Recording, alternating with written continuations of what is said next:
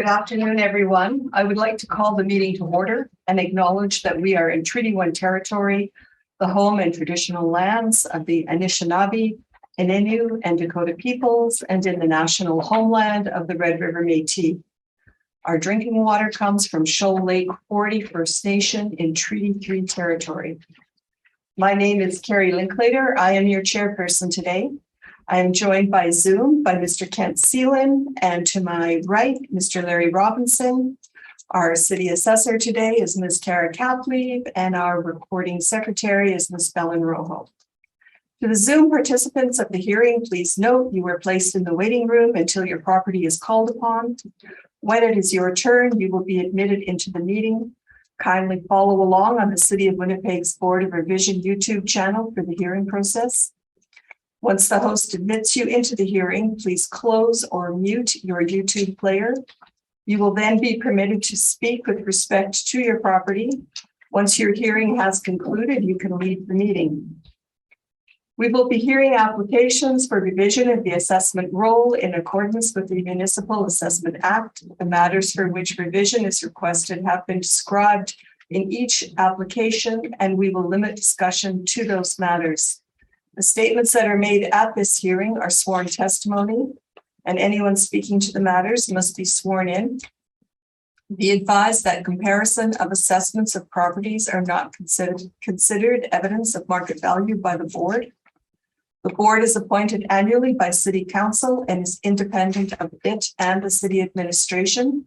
It makes its decisions on the basis of the evidence provided at this hearing and issues a written order that will be mailed to all parties as soon as possible.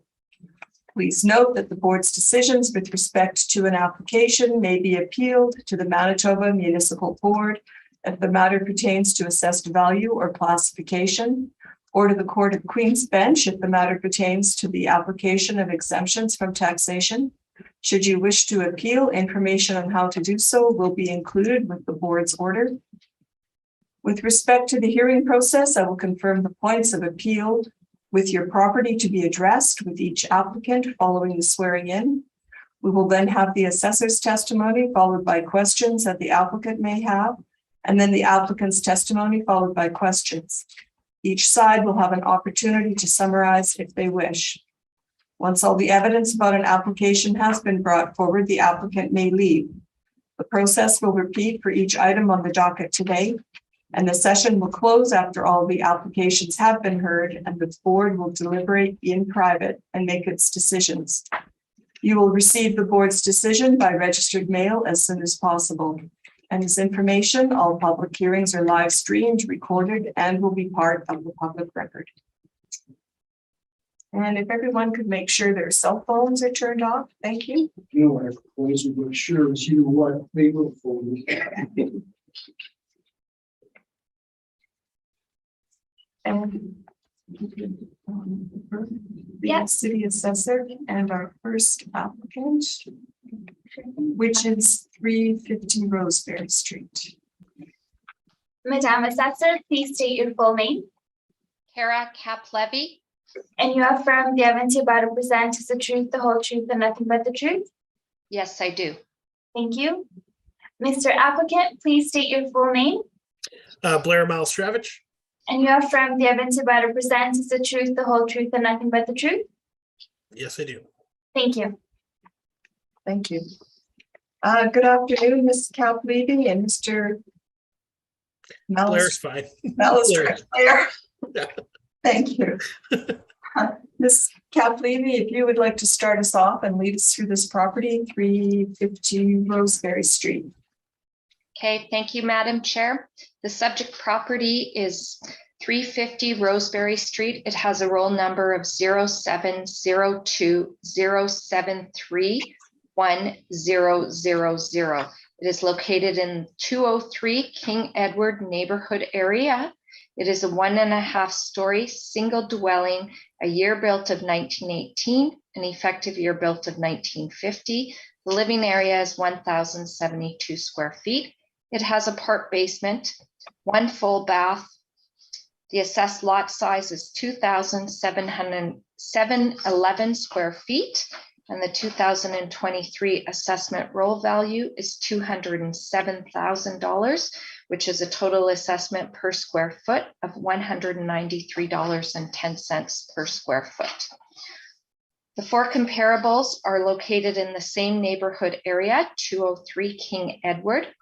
All four comparables are 1.5-story single dwellings with an age of 1913 to 1918 and an effective year built of 1945 to 1950.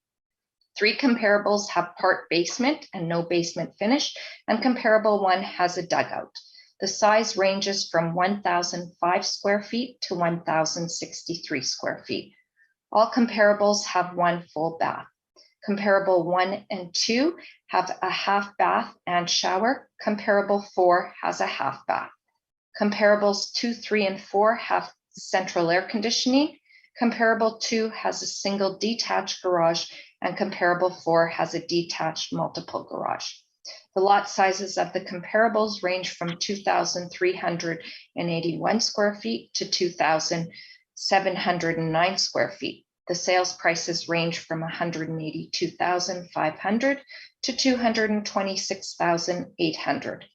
The time adjusted sales price is $202,400 to $234,300. The time adjusted sales price per square foot is $198.43 to $233.13 per square foot. Thank you. Thank you. Sir, did you have any questions of the assessor on what she has just presented? No, I'm okay with that. Okay, thank you. Mr. Seelan, did you have any questions of the assessor? Is he on mute? Yes, he is muted. Sorry, my mute wouldn't come off there. Have you had a chance to look at this property at all? Or when was the last time the property was inspected? I did not inspect the property. Do we know when it was last inspected? There was an exterior inspection in 2016. If we're looking at the comparables, what would you say is the best, closest comparable to the subject property?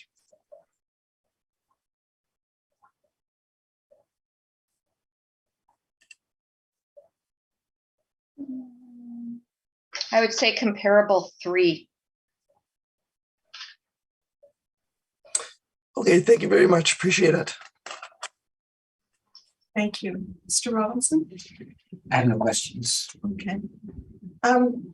Ms. Caplini, I'm just looking at the price per square foot, and the subject property is the lowest out of your comparables. And I'm just wondering, certainly in terms of effective year and living area, it's fairly comparable. So I'm just wondering why it's lower. Some of the comparables have different amenities that the subject property does not. Comparable 2 and 3 have central, or 2, 3, and 4 have central air conditioning, which would then account generally for a higher selling price. Okay. Yeah, I saw that. I was just surprised that it would be so different. And just one more question in regards to comparable 1. That property has a dugout for a basement type. Would that not be sort of an undesirable aspect for most people? I guess that depends on personal preference. I don't know, dugout, part basement, no basement. I can't really answer that. Okay. That's all my questions for now. Thank you. Sir, if you would like to proceed with your presentation. Sure. This is my first time doing this, so I'm just going to give it a go. I won't be as detailed as she was, but I will give it a shot. So I provided photos of the house as well, and I had an agent provide most recent comparables for houses in the area. Basically in the condition that it was in when purchased. It sat on the market for 23 days during, I purchased it on December 17th, or sorry, I took possession on December 17th, which was a crazy time period for real estate trying to find a house, I will tell you that. But yeah, it sat on the market for 23 days. The condition of the house is obviously not ideal. It definitely needs some work. And just looking at what was in the area for square footage from the comparables list that I have, just the most recent one, we're looking at things, all houses were built around the same time. So 1918, there's some in 1912, and that range goes from 160 to the highest being, sorry, it's not a lot, but there's 5 or 6, 196 for about the same similar house listings. So I guess that's really just all I really have to say is based on that and the condition of the house, as well as just what was available at the time and the amount that it sat on a very hot market. The original asking price was at $199.9, and it wasn't moving at that, so it eventually moved at $185. Yes, I don't know what else I can provide for you. I know there's a lean-to on the back that was basically coming off, almost so much so that the floor was completely wet because it wasn't sealed. So that had so those are kind of the conditions that the lean-to is not shown in the photos, but it was a makeshift lean-to. So that was also an issue that I can comment on the condition. Yeah, sorry, I don't know what all there is to say. That's fine. Thank Okay. you. Thank you. Ms. Capoliti, did you have any questions of the applicant? Yes, just one. On your brief submission here, you said, here are the photos that show at time of purchase. Have you done any work to the house since you purchased it? The only thing that I've done is I painted it. I painted the main room. Which by the time just filling the holes that were in the room, it looked like it was snowing because it was a blue room with fill, and then I just painted. That's all I've really done in the main living room area. Okay.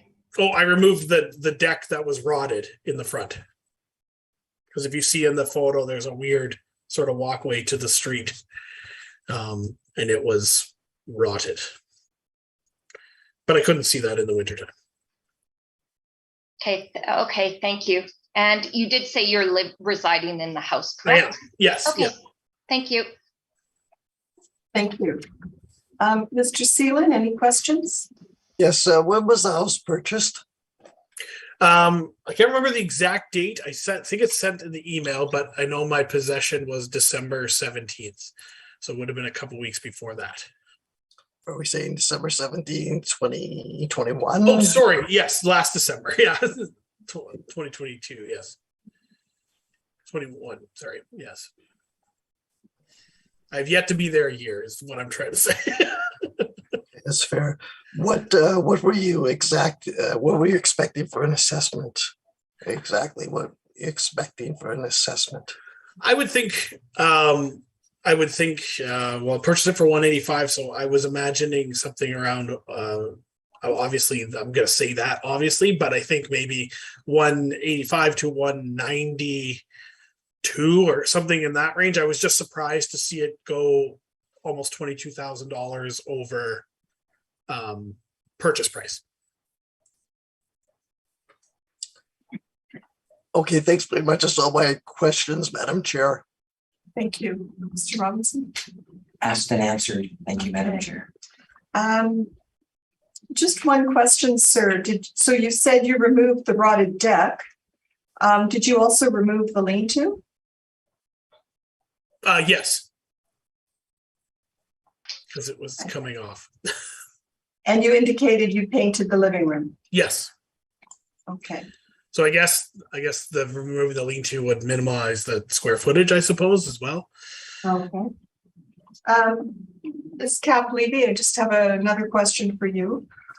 What was the percentage for assessment in this area? This area, just a second.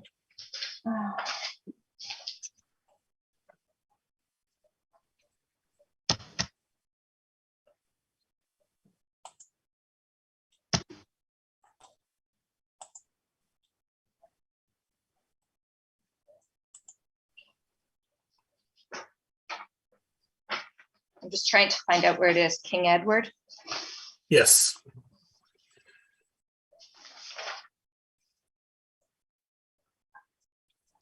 A 12% increase. Okay, thank you.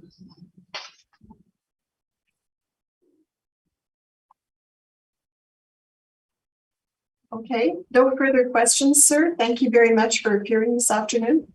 Okay. Thank you so much for your time. Thank you.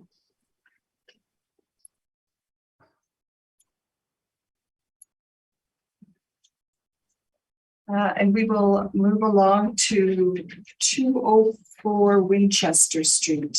Hey, if you would please take a seat at the table here. I'm sorry, my hearing's very bad. Okay, I'll speak louder. Right here is good. I will take your affirmation first.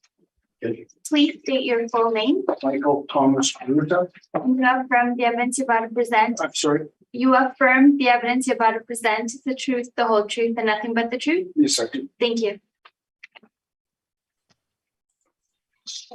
Good afternoon, Mr. Rubin. You can call me Michael. Or Cat. It's Cat Lady, if you'd like to take us through this property, please. Okay, thank you, Madam Chair. The subject property is 204 Winchester Street. It is a roll number of 0705-165-8000. It is in the neighborhood area 205 Deer Lodge. It is a one-story single dwelling built in 1921 with an effective year built of 1940. It is 1,170 square feet. It has a full basement. It has basement finish, one full bath, one half bath, two extra showers, and a detached multiple garage. The assessed lot size is 6,000 square feet. It has a 2023 roll assessment value of $320,000, which is $273.50 per square foot. All comparables are in the Deer Lodge neighborhood area. They are all one-story single dwellings with full basement and basement finish. The year built of the comparables range from 1920 to 1946, with an effective year built of 1933 to 1946. Comparable 1 through 3 have one full bath. Comparable 4 has 2 full baths. Comparable 1 and 2 have a half bath and shower. Comparable 1, 2, and 4 have central air conditioning. Comparable 2, 3, and 4 have a fireplace. Comparable 2 and 4 have a single detached garage. Comparable 1 has a detached multiple garage, which is the same as the subject. The assessed lot sizes of the comparables range from 4,874 square feet to 6,389 square feet, with comparable 3 having a light traffic influence. The sales prices range from $279,900 to $320,000. The time adjusted sales prices range from $308,700 to $330,600. which is a time adjusted sales price per square foot of $268.06 to $373.17. Thank you. Thank you. Sir, did you have any questions of the assessor of what she's just presented? Yes, I guess it's committee or cabinet, the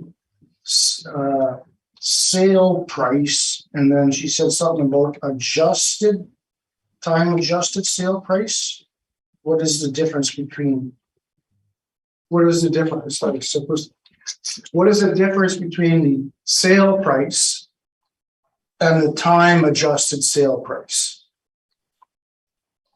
Your assessment is based on comparables that sell from April 1st, 2018 to April 1st, 2021. So if the sale occurred before April 1st, 2021, then it is a time adjusted sales price to bring it to that reference date. Okay, but it didn't sell for that. It sold previously, and then we have to time adjust it to the reference date, which is April 1st, 2021.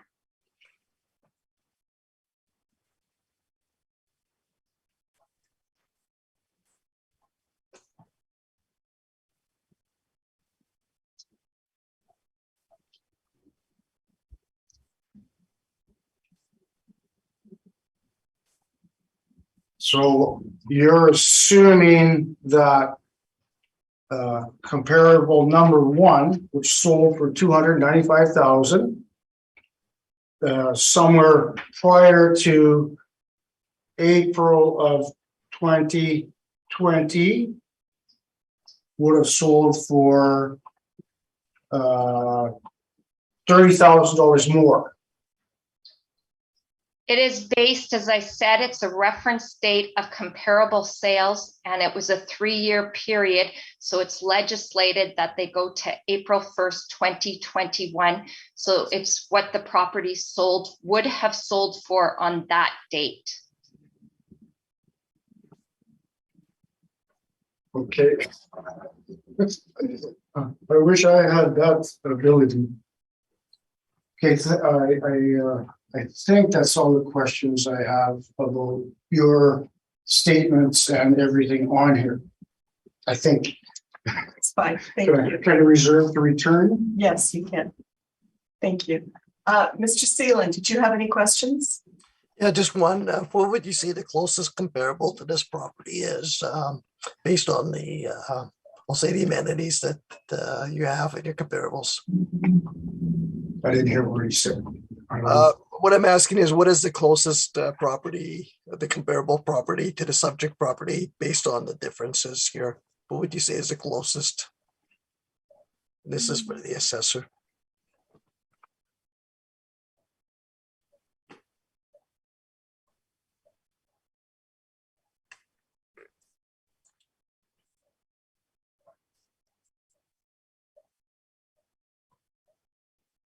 I guess I would say comparable 2 or 3, but keep in mind that comparable 2 and 3 do not have a multiple detached garage.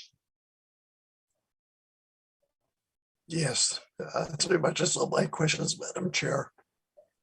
Thank you. And Mr. Robinson? I have no questions at this time. Okay. Ms. Cap-Levy, do you have any of the MLS listings for your comparables? No, I don't. Okay. Any notes on them? No, I don't. No? Okay. Thank you. If you would like to proceed, sir. Okay, now I submitted evidence late, photos and basically some history and statements. I don't know if you were able to We have it. and peruse through it. Okay, would you like me to go through my explanation of Yes. the points? Okay, so obviously you understand it was built in 1921. I was off by a year, but I purchased this in 1992. I did large amount of work to it. In 2009, I put a new foundation. Movement started in about the year 2014. All right. Further to that, and I added a couple. That's why my numbers are a little funny here. My next door neighbor, or 2 houses down, sorry, 218 Winchester, they piled their house years ago before I moved there. There's these things called, I believe the term used by one of the persons in the clerk's office called ghost creeks. I call it underground creeks. And I know the history of the area and how many creeks run through there. And basically all these houses that I'm listing here, 2018 or 218 Winchester, 208 Winchester, 200 Winchester, all have foundation problems, as well as 2000 or 218 Winchester, which was piled. And I know for a fact that the basement is moving. I get along with all my neighbors. We're all on a first name basis. I've been there 30 years. Okay, I don't know if you want to look at some of the photos. The first photo that you see, or the first one that I took, was of the front porch to the house, and there is a gap about an inch wide because the foundation of the porch is separate than the foundation of the house. So what's actually, I believe, has happened is that the house has settled even more and the porch foundation has not, because it's separate. Because when I did that work, the porch was sloped, so if anything, water ran on it, it would run off. Now the water does not run off. So the difference, I can't be exact, but I'm going about 3/4 of an inch difference from when it was originally put on there to now, for the last number of years. Okay, do you have the photos here? They said you had the photos and I would be able to get them returned from you, because I spent $50 on getting those photos made. It would just be easier for me to be able to point out the photos. Okay, thank you very much. Well, and that's where that piece of paper went. I'm going, it disappeared.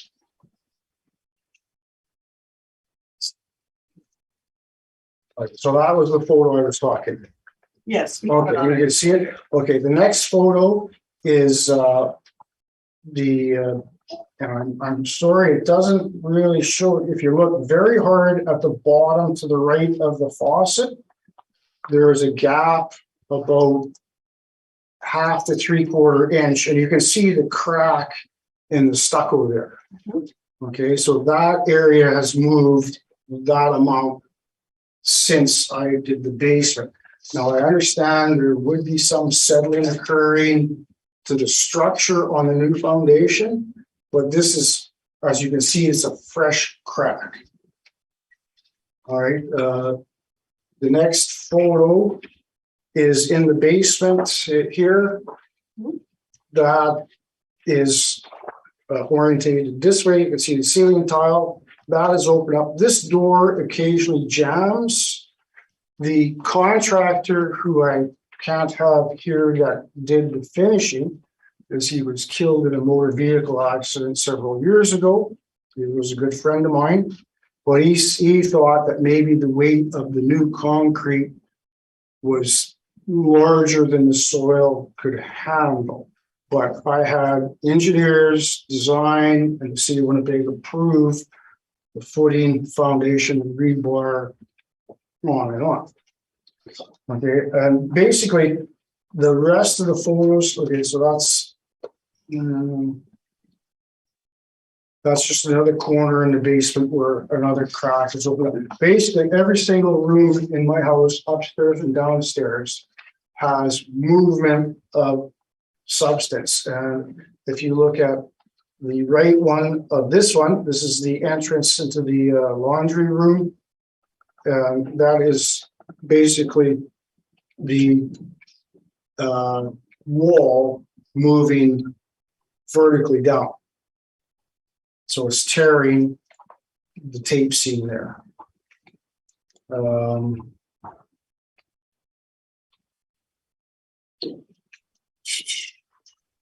Oh, the next one is the inside of the bathroom. So that would be the other side of, this is the other side of this view.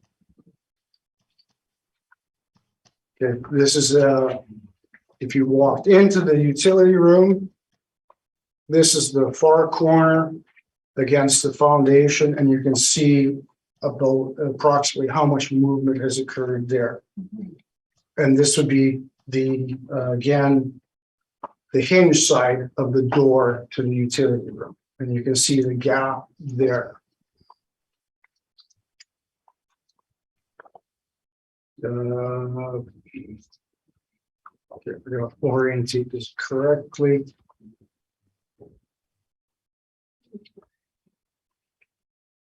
Well, this is the stairwell coming down to the basement. And so that is how much movement happened on the bottom of the stair. The next picture does not show very well, but you can sort of see the misalignment of the corner joint. Sorry, Mr. Ruda. Yes. All the pictures or most of the pictures are cracks within your home, correct? Correct, yes. So it's okay. You don't need to speak to every picture, but we certainly understand Yeah, that you have a lot of. Okay, so you've seen them all, right? All right, yeah, I don't want to take up all. No, the whole that's day. fine. I'm just, are there other issues? That's, Yes, yes, and you've seen all the pictures and all the cracks. Okay, good. Fine. And the displacement of my ceramic tile there, it moved so much it dislodged from there. Okay, now the other points about traffic here. Okay, so we did that. Oh, and one of the sealed units above the rear entrance way, I was woken in the middle of the night when it cracked from the amount of movement. And there is a picture of that rear door in there that you've seen. Okay.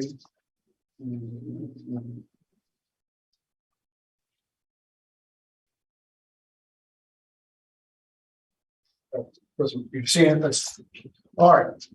Onward traffic.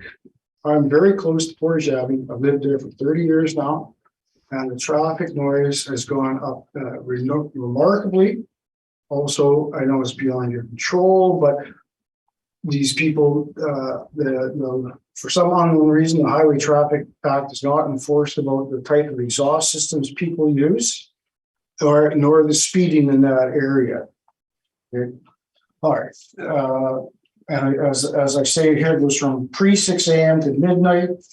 Also, because of the new 1 block, 30-kilometer limit on Lidwood, the street to the east of me, my traffic has probably quadrupled easily. All the delivery trucks come down there, and they are not quiet coming down the road, which is not beautiful. You would think that would slow people down. No, it doesn't. Like I said, the traffic has easily quadrupled. And yeah, now there's the school zone in effect for my street. But come at 3:45, I'm going to have every single person that's picking up their student drive down my street and take a left or right. And there's a point when pickup in the afternoon, basically you cannot go northbound on Winchester because of the amount of traffic that's coming southbound. All right, I'll try and be as quick as possible, not to delay your. that's okay. Take your time. All right. 1 block rule. Also, because of the businesses, there's the family services at 2015 Portage Avenue. There's the AT Center across the street at the old Civic Center. And there's numerous businesses on Portage Avenue where there's a time restriction. Also, there's a time restriction on Linwood. So everybody decides they want to park on Winchester starting at 7:30 in the morning. If I come home in the mid-morning, I would have to park half. And yesterday it was 3/4 of the way down the block, without exaggeration. All right. There's lucky times when someone's pulled out and you get a spot right in front of the place property.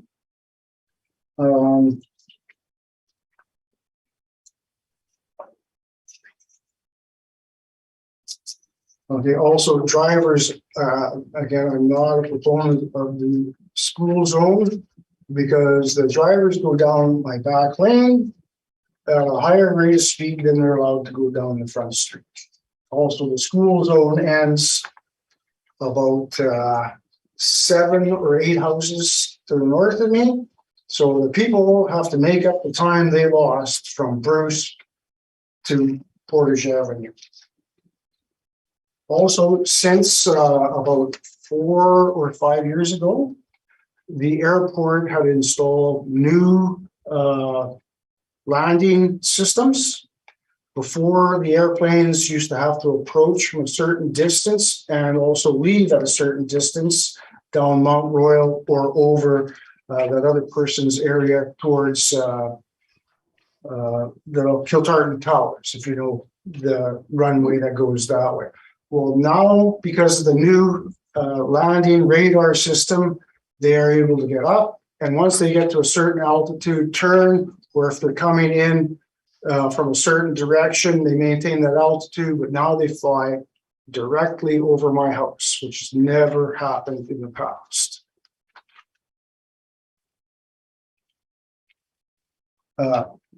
Crime in the area, this is rampant citywide, but ever since they moved the police station away from Lyle Avenue, and people say, well, the police don't respond from the police station. No, they come back and forth to the police station. And again, I've been there since '92. They would travel down the Portage Back Lane to get to Lyle, or down some of the other side streets to get to Lyle. Now they're on Grant, you rarely see them. I spend probably $50 to $70 on acetone removing graffiti on a regular basis in the area. My neighbor, and this is another myth, some of this stuff is just because I want to cover all the bases of lights prevent crime. My neighbor's camper, pop-up camper, was parked Sunday night in the back lane of Winchester and Portage Avenue. There was a back lane light right over top of it. The camper was broken into. So, and part of this problem, I probably mentioned it here somewhere also, is the Assiniboine Gordon Hotel, the vendor there. It's a travel way, and apparently people like pushing shopping carts long distances and dumping them in our back lanes there. Okay, so that's the crime. Garbage and littering. Okay, again, this is another result of Linwood being limited to one block. People come for Santa Lucia Pizza, Sergeant Sunday, the India Circle, and I am constantly picking up garbage from Sergeant Sunday, Santa Lucia Pizza, McDonald's, 7-Eleven, because apparently people think that our ground is a garbage can, ashtray, etc. Okay. And lastly here, I did not get any written estimates for the foundation, as any company called is too busy to bother, but I acknowledge the minimum of $100,000 to $200,000 to underpile, because everything around the house, like sidewalk, the front porch, I would have to remove the front porch. The back deck, I would have to remove. There's a patio in the back, I would have to remove.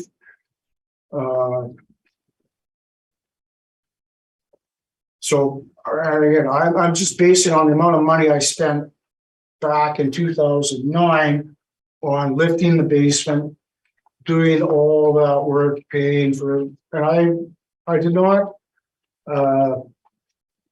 scrimp on materials or repairing certain things. There were certain pieces of rotten wood in the structural members that I replaced. I put steel beams in. I said, I did everything I possibly thought I could do so the house would never move, and it's still moving. And I think that is everything. Oh, did I mention the parole office? No, Yeah, but that, Yeah, okay. Well, because there's a parole office there, and there's been a couple of occasions where someone on parole decided to go down the back lane and investigate yards, which I was able to get the police to come and rectify that problem. Okay, I believe that's everything I could possibly take the time up with. all right, thank you. Ms. Cavalini, did you have any questions? Thank you. Mr. Applicant, you said you put a new foundation in 2009. Have you done any other work since 2009? Not really, no.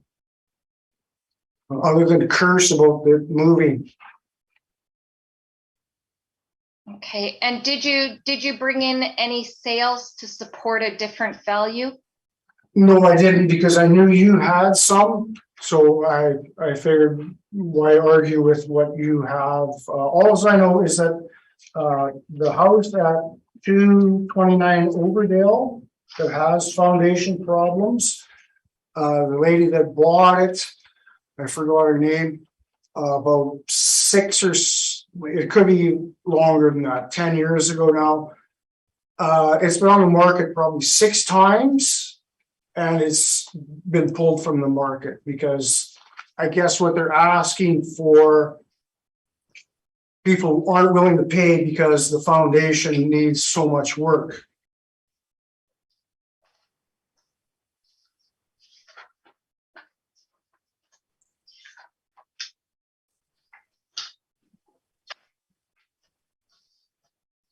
Is that all your questions, Ms. Calvini? Yes, thank you. Thank you. Mr. Seelan, did you have any questions? Yes, I do. So you mentioned that you did some foundation work, I believe, lifting the basement in 2009. Is that correct? I'm sorry. He's asking about your basement foundation that you did in 2009. Yes, I had the house lifted because the original foundation was no footing, no weeping tile, no rebar, very poor concrete. I use the word poor. What was the cost of that work? I'm willing to bet it was probably about 140,000 then. That's what you spent on it to fix it? Yes, because I got a new mortgage and I still owe $120,000 now.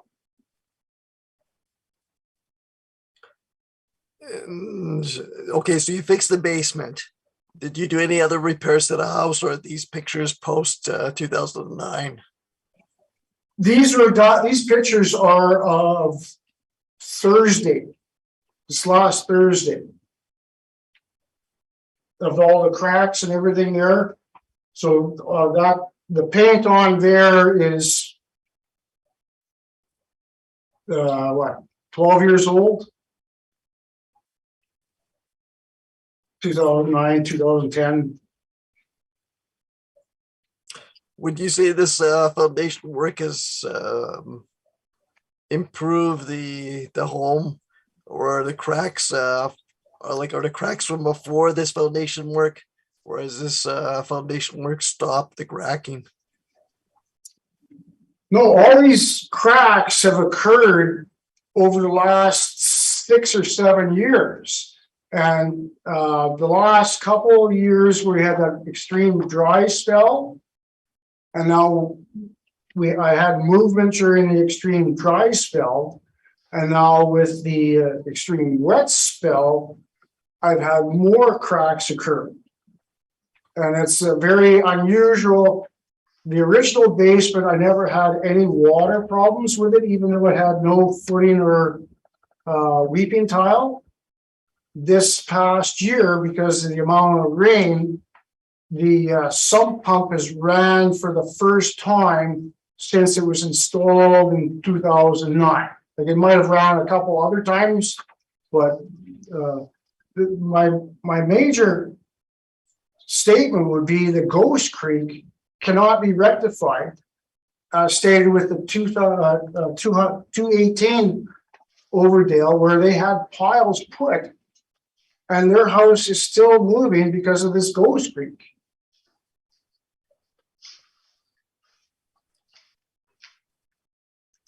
So are you a corner lot on this street, or is there a house before you get to we'll say Portage? I'm second from the Portage back lane. My house is approximately the southeast corner of my property is approximately 150 feet from the sidewalk of Portage Avenue. You have a double garage on that property? Correct. Do you have a driveway portion that you drive into the double garage? It's a very narrow, just enough to put a vehicle sideways, but not front to back. And there is another parking spot a little further to the north. Is that a parking spot on your property? Pardon me? A parking spot on your property? Correct. There's a school you said in the area. Is that that's just to the east of you? The school is northeast of me, yes, towards Bruce Avenue.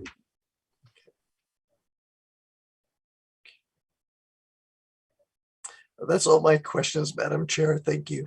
Thank you. And Mr. Robinson? Yes, sir. Do you have a goal here, financial goals, what you would like to see the assessment? Well, To it was 292 the last time. It's gone up by 28,000. I would prefer just stay at 292. And like my goal was actually to live the rest of my life in this house, but the way things are going right now, I'm retired. There's no way I can afford to go and pay for the new work that needs to rectify the problem. And I'm basically fed up at patching cracks and repainting. So, if someone wants to offer me $320,000 today, they can have the house. But there's no way in the world that I can get that value because of the foundation problems. Thank you. Just one question, sir. Did you get an actual estimate for new foundation repairs? No, I didn't. Like I said, you phone the companies, they say, yeah, we'll get there, but they won't. All I know is that based on the amount of money I spent, and 12 years later, it's going to be more than I paid to do it originally. Okay. So, everything's gone up in price substantially. I'm glad I have a supply of a little bit of lumber because I'm looking at the price of things now. Okay. Thank you very much for appearing this afternoon. And kids are- And your photos. Just one more question, please. Oh, I'm sorry. Go No, ahead. not a problem. Sorry, Madam Chair. Just one further question of the applicant. Do you have plans to repair the house? Like, you have plans to fix these cracks? I realize that you have some, serious foundational issues you've mentioned, but what's your plan to deal with all the cracks in the home right now? The cracks in the drywall? Currently, no, because that means I have to repair every single room. I have to adjust doors, and I'd have to repaint the entire house.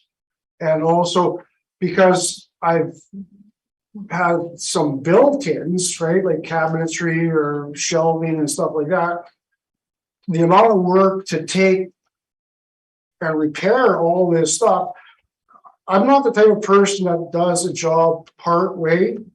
If I need to repair the whole corner, the whole room, I do the whole room. I don't do it to where it becomes out of sight. Right? Luckily I have the skill to do it, but I'm just at the point in my life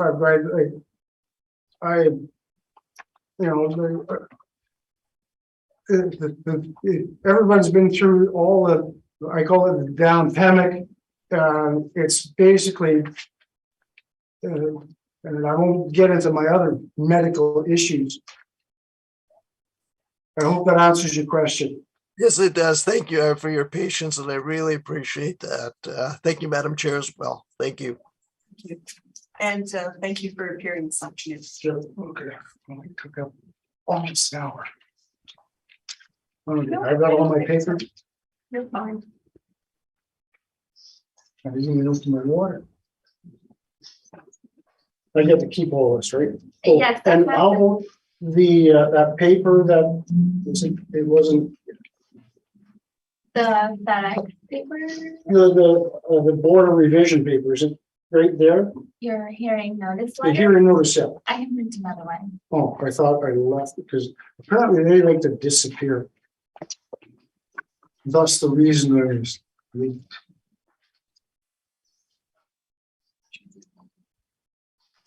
That's okay. I'll print them. All right. I can wait for that out there. Yeah, yeah. Thank you very much. I can get on to the next client. And nobody's not related to me. Mike Ruda, this council or chief operating officer. Oh, no. I didn't think about it. Thank you. Oh, For your keys. you get more of those.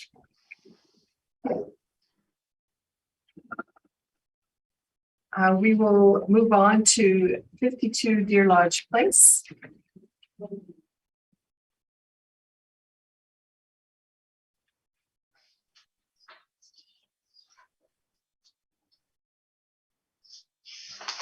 Please state your full name Kenneth Thomas Leslie, and you affirm the evidence you about to present is the truth, the whole truth, and nothing but the truth. I do. Thank you.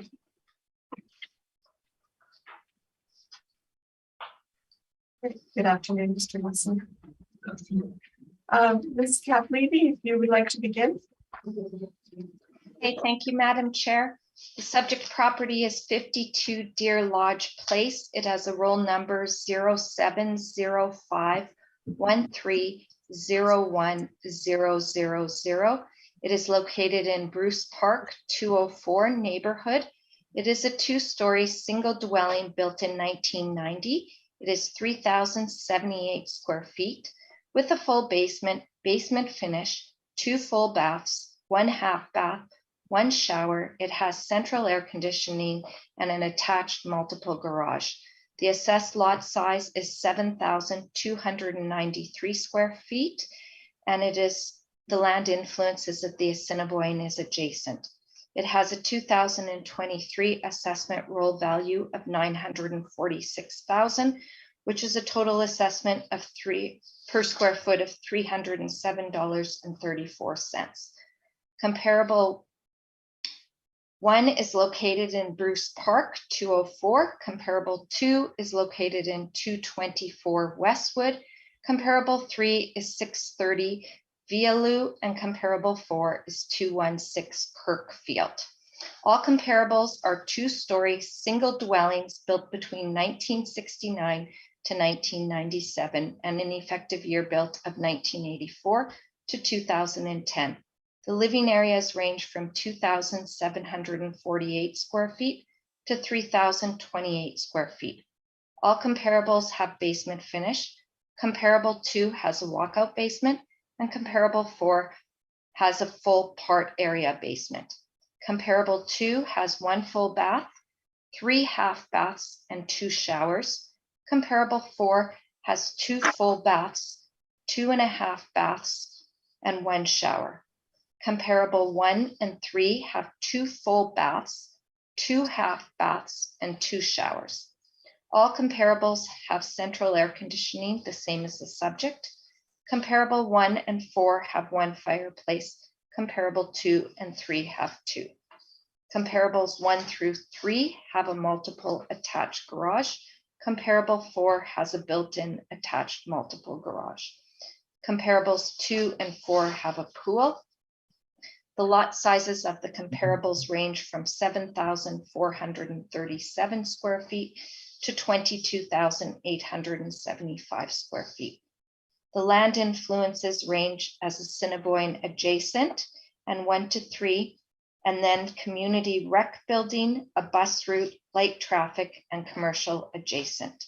The sales prices of the comparables range from 785,000 to 1,010,000. The time adjusted sales prices range from 824,200 to 1,103,000. This is a time adjusted sales price per square foot of $295.09 to $378.93. Included in my submission is some pictures of the subject property when the subject property was inspected in 2018. Thank you.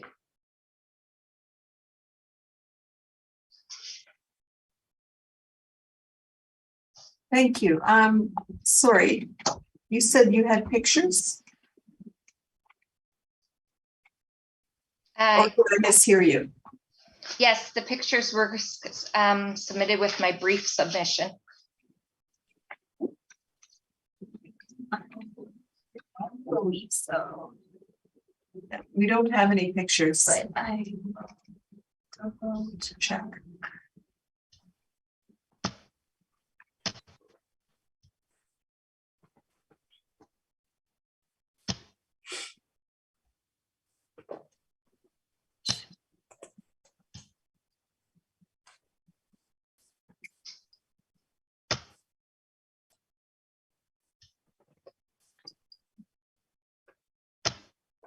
They were not done together.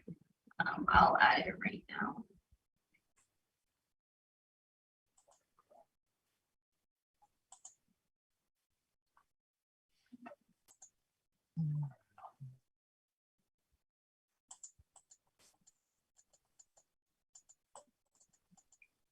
Okay, so I put them in there. It's just as 52 Deer Lodge, and then I will print a copy this rest.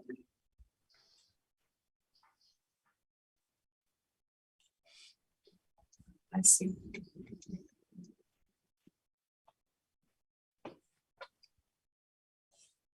you have it, Mr. Mr. Do you have Sealan, I've added it to the SharePoint drive. Okay, yeah. It's just above, just says 52 Deer Lodge. Kent, do you have it? I apologize. I don't. I'm just looking here. I just recycled. We'll see it, and I don't. Let me just go back here and try again. Bear with me. Thank you.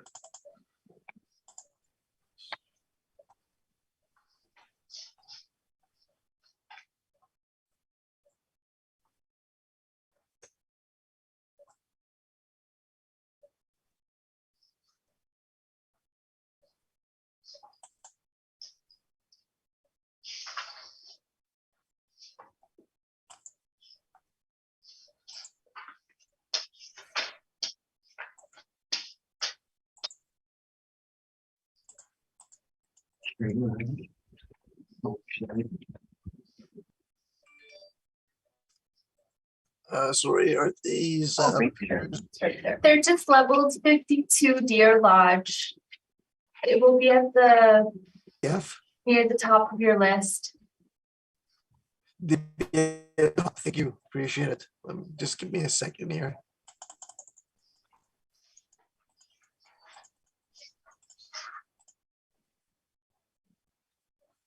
Okay.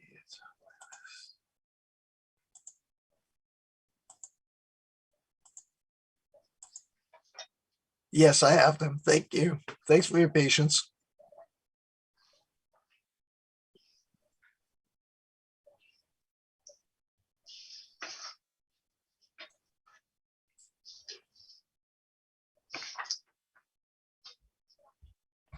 And his copy is printing now. Can I go get it? Yes.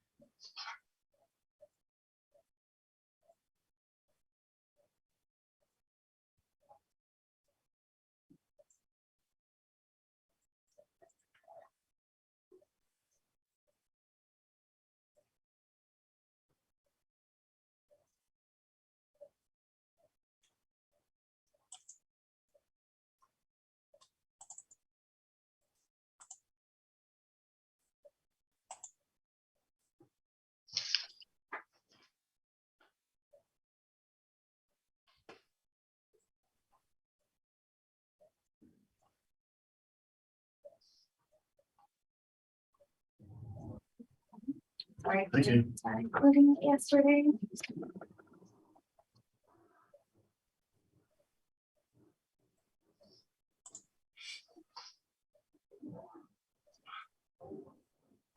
Thank you. Mr. Leslie, do you have any questions of the assessor? Yes, Madam Chair. Chairperson.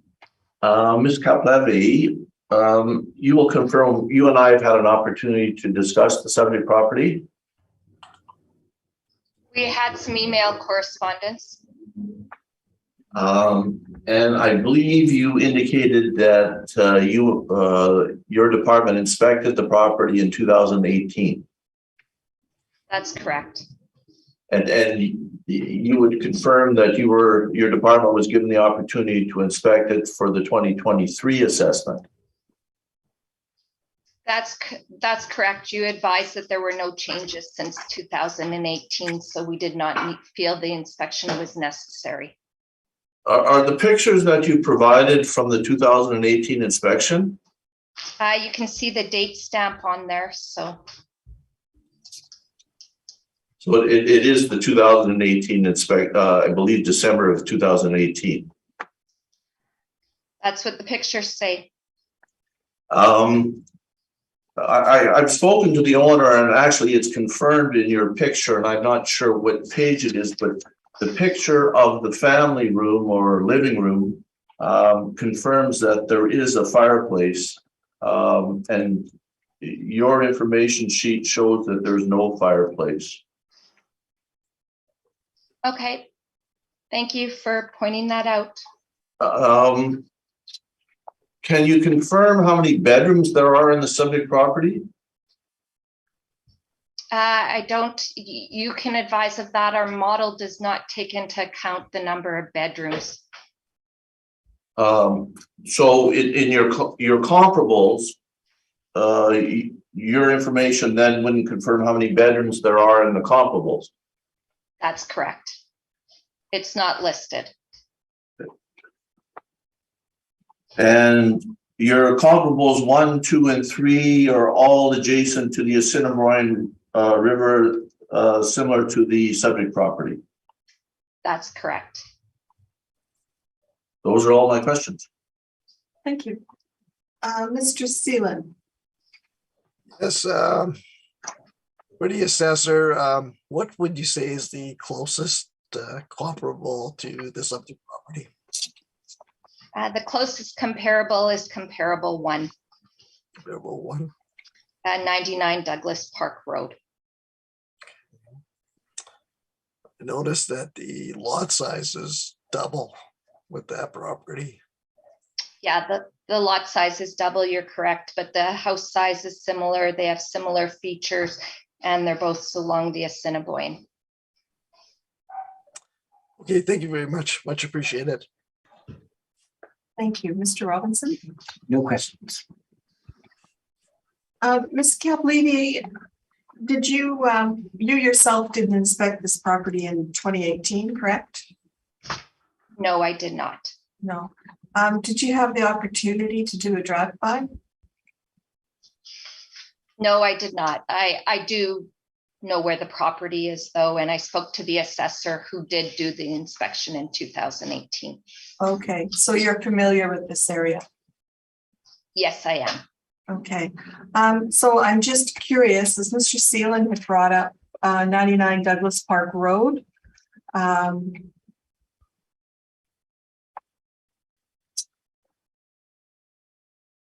Do you let's see, you've got a map, right? So I think that's only 1 street over, 2 streets over, correct? Yes, it's within close proximity to the subject. Right. So they are similar in age. They are similar in square footage, similar in amenities, except for the lot size. Douglas Park Road has doubled the amount.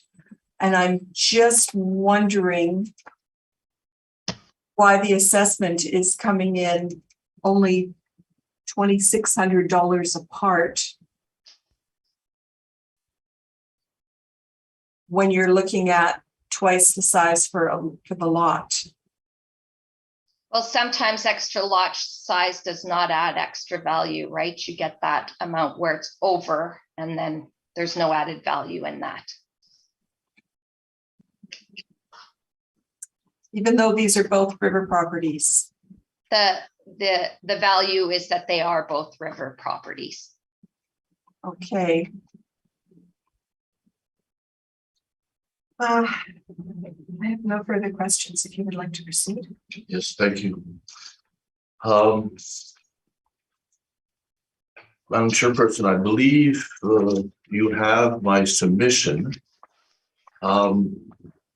And if we go to page 1, which is a summary of the subject property before the Board of Revision, the subject property is, this matter has come before the Board of Revision since the 2010 assessment.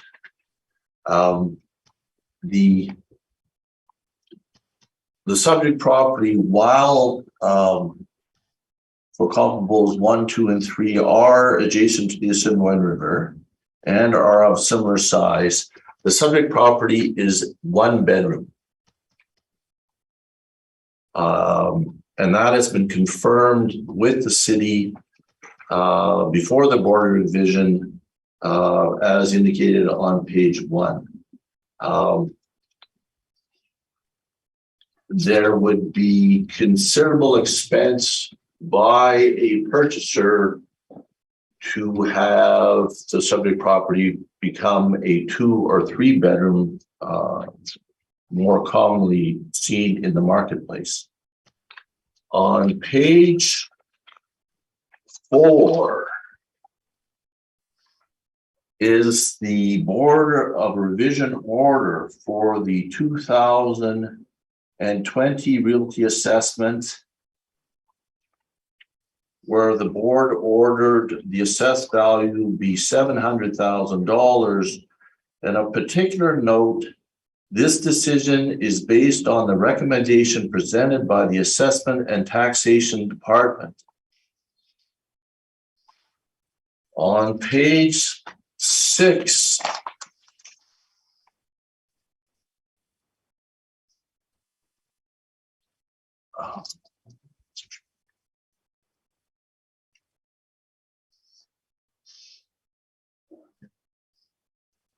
the discussion with the assessor was the matter was settled again. And on page 7, again, the Board of Revision order to order the 2016 assessment. The decision is based on the Assessment and Taxation Department's recommendation.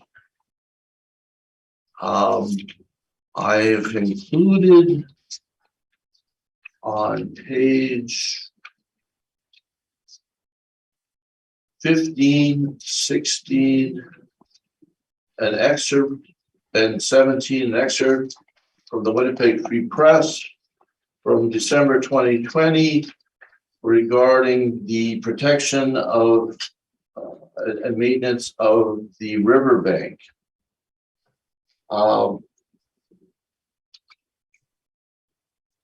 On page 14, and I have erred in my submission, I believe the subject property is in zone 5. And so what I have submitted based on the previous recommendation of the assessment department for the 2020 assessment of $700,000 as per the board order, I added 7%, and I should have added 12%. So I revised my estimated value to be $784,000. Excuse me, that's your new request? Yes.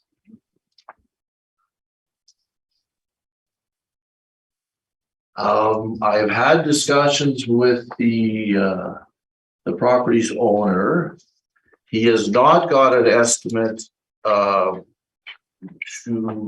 any riverbank maintenance. His neighbor has, for the purposes, there's the very first lot as you access Deer Lodge Place from the pedestrian walkway as you cross into Assiniboine Park. The very first lot, when you access that area, there's a home going up there, and that homeowner has spent considerable sum of money on protecting the riverbank. I would suggest that any purchaser will take into consideration a renovation to the existing structure in order to make it a traditional 3-bedroom home, and then also to deal with the riverbank. I arrived at my estimated value based on numerous appearances before the Board of Revision, and then I used the assessment department's percentage increase in the area. Unfortunately, I used the wrong percentage, and it should be 700,000 with an increment of 12%, so that's $784,000. I would suggest that the comparables are not comparable because I doubt that any of them are 1-bedrooms.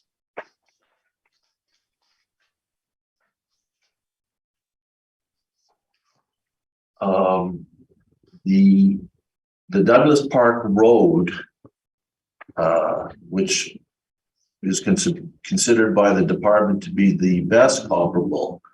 I happened to walk by both the subject property and the comparable on number 1 last night. So if you come across the pedestrian footbridge from the Assiniboine Park, you access through the chain link fence. The subject property, I believe, is the 5th or 6th house as you enter it. Are narrow, and that's why the size difference.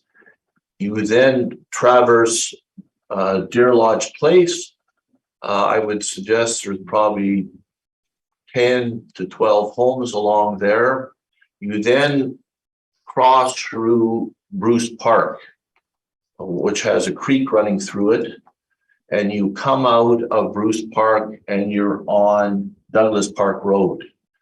And Douglas Park Road ends with a semicircle or a circle, cul-de-sac. It is a cul-de-sac, and so you have these pie-shaped lots, and that's why they're of considerable size.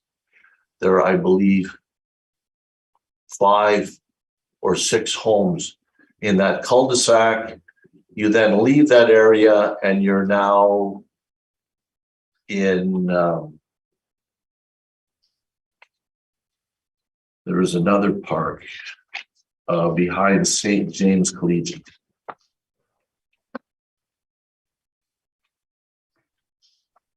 It's a very attractive area. But unfortunately, the subject property, as I say, is a 1-bedroom that would require a purchaser to do extensive renovations to make it a 3-bedroom.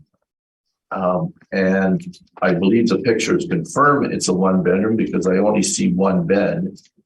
And the property owner is reluctant to investigate the riverbank for fear that he would have to incur the money to do it. My client is 77 years old and is not looking to, I believe it's his intent is to stay here for the rest of his life.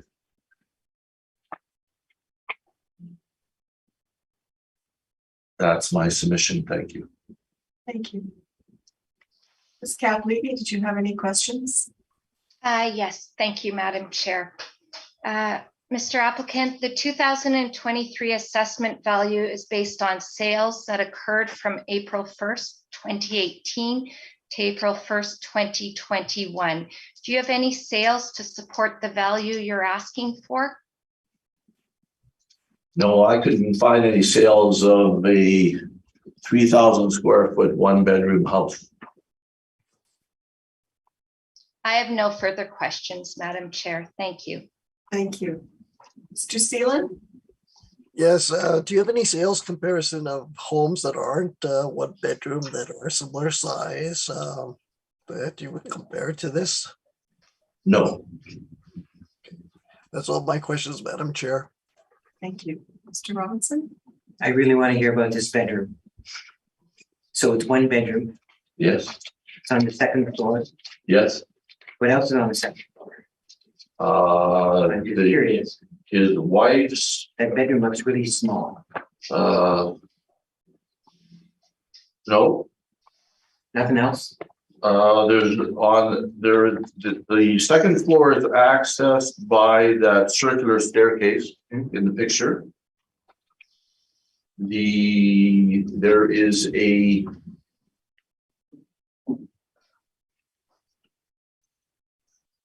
I think he refers it to his wife's knitting room. Okay. Which is a small room. Okay. There's a bathroom. But the bathroom is connected to, there's a large bathroom that's connected to the bedroom. And above the garage, he has his man cave. Okay, that's all I wanted to hear. Thank you. Thank you. So this home was constructed in 1990 Yes. and it was constructed as it stands now, one bedroom. Oh, Yes. so it was constructed by the current owner. Yes. There's a unique feature to this home, and you can see it. And he actually mentioned it to me the first time, is that the house, the walls are all round. And I asked him why the walls were all round, and his answer was so he couldn't get cornered. Well, Bill Hiccup. He got married when he was 57.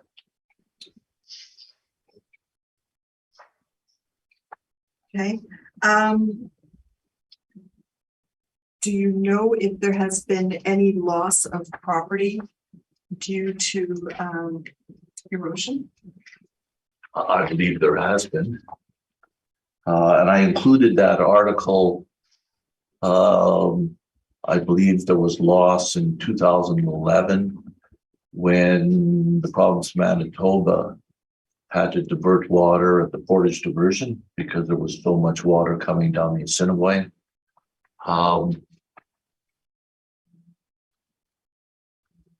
In order to do any work on the riverbank, you have to apply to Field and Streams. He hasn't done any work on the riverbank, as far as I'm aware. He prefers not to raise the red flag.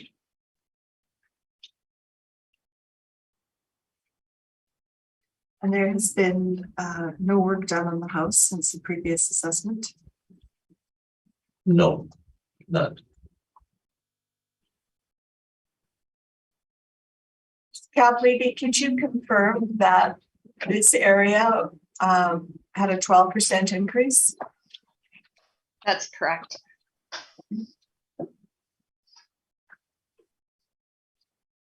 Oh, sorry, one last question. So the owner has no estimates on the cost of riprap? No. Okay.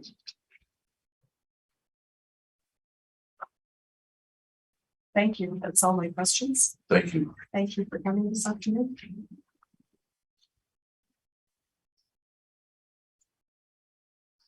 And we are just going to take a 5-minute recess. And I would like to call this meeting back to order. We are going to proceed to our next property at 122 Pulford Street. And if you could affirm the applicant, Mr. Benoit.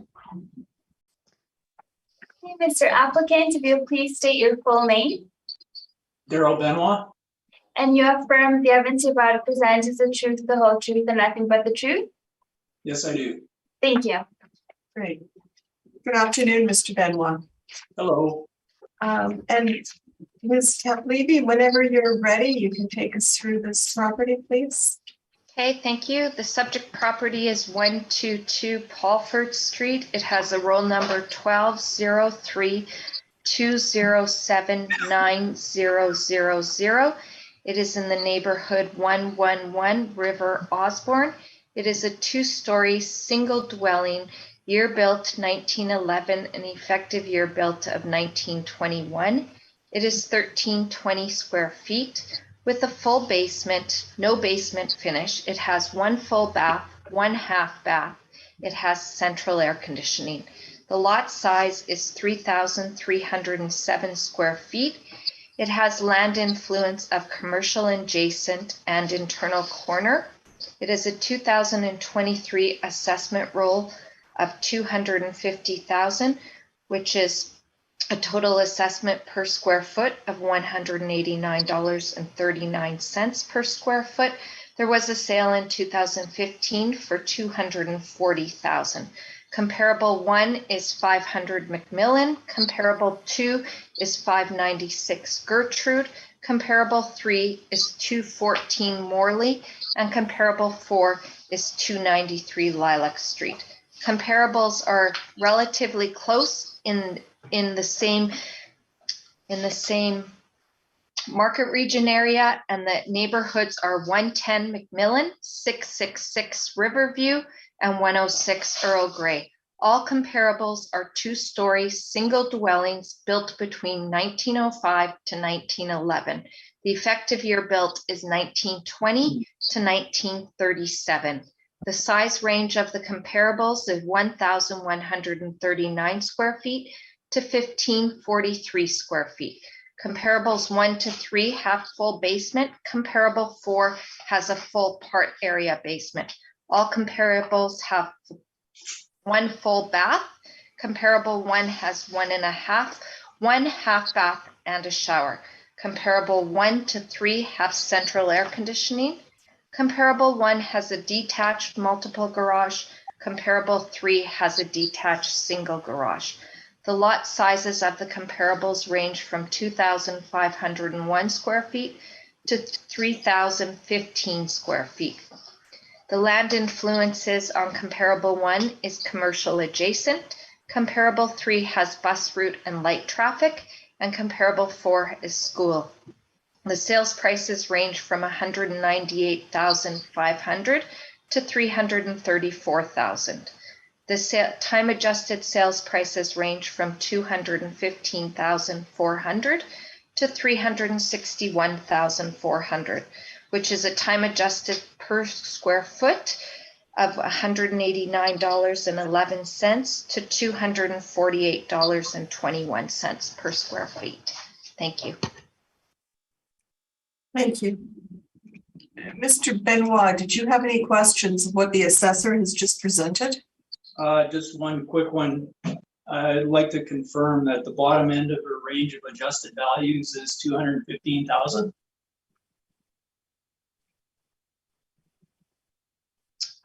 The time adjusted sale price on comparable 3 is $215,400. So that's the bottom end of your range, right? That's the lowest one, yes. Okay, that's all. Thank you. Thank you. Mr. Seelan, did you have any questions of the assessor? Yes, I do. What would be the closest comparable that you have your properties? I knew you were going to ask me that, and I'm looking at them right now to see which one would be the most comparable.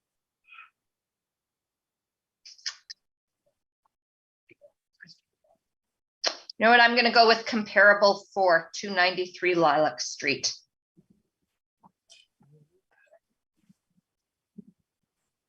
That's all my questions, Madam Chair. Okay, and Mr. Robinson? I have no questions. So Ms. Caplevy, you don't have any sales in the subjects area, River Osborne, correct? I don't have any in River Osborne area, correct? I do have some in the neighboring areas. I looked for 2 stories without basement finish. Okay. Did you consider age also in that? Yeah, yes, of course, yes. Okay. Thank you.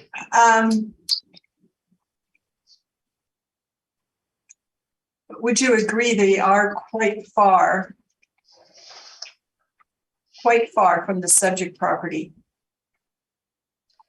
Well, comparable 2 and comparable 1 are not quite far from the subject property.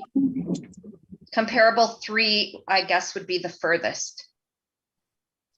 I guess my thought is comparable 1 and 2 are on the opposite side of Osborne. Comparable, yeah. Yes, I guess you're right. Yeah. Okay. And you don't have any MLS listings for the homes? Sorry, No. your comparables? No. No, I don't. Okay. What is the commercial adjacent? I don't know what business is adjacent to it. I'm sorry, maybe Mr. Benoit does. Okay, I'll leave that question for him. And sorry, internal corner again?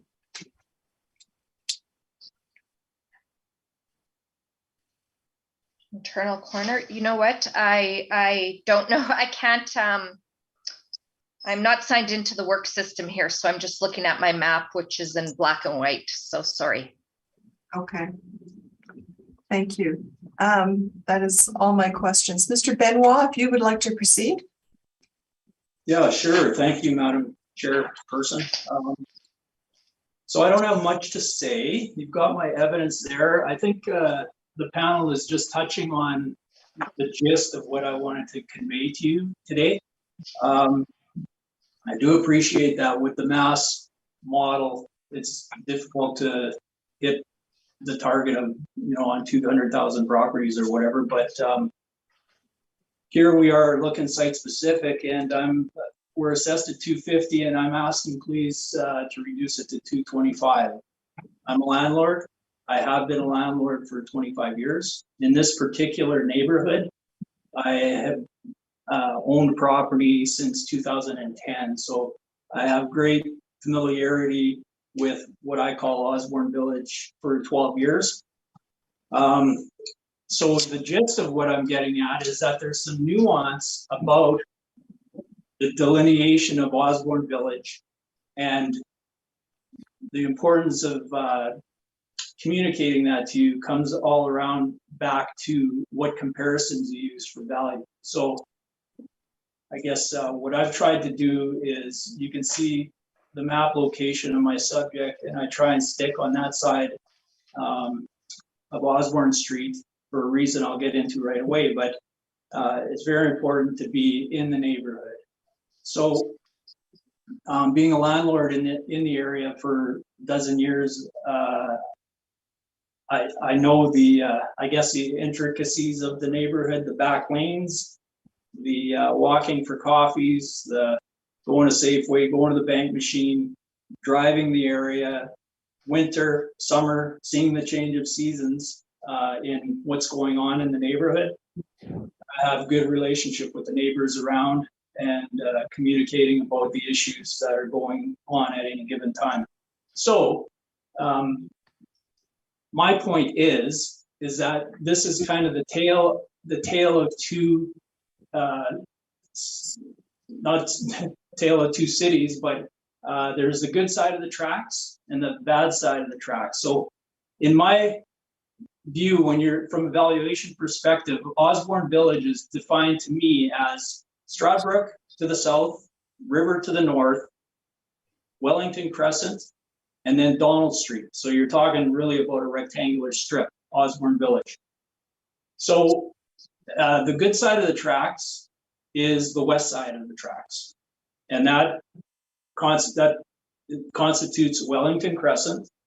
It constitutes the Safeway, the easy access to the Safeway, the easy access to the Shoppers Drug Mart, the Starbucks.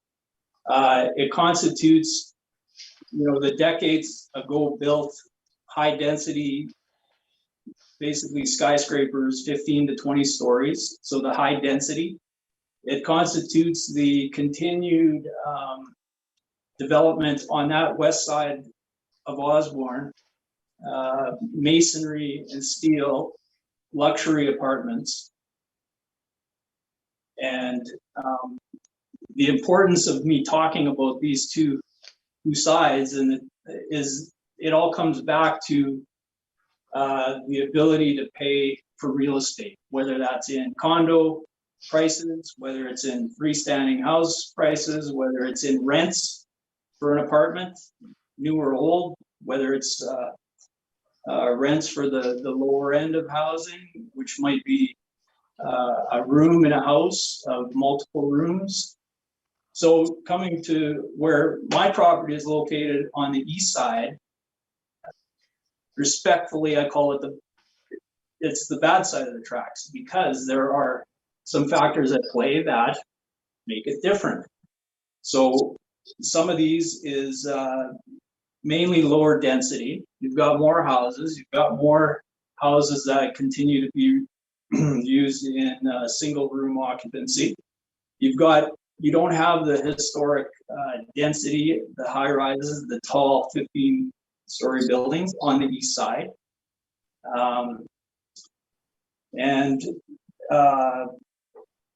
So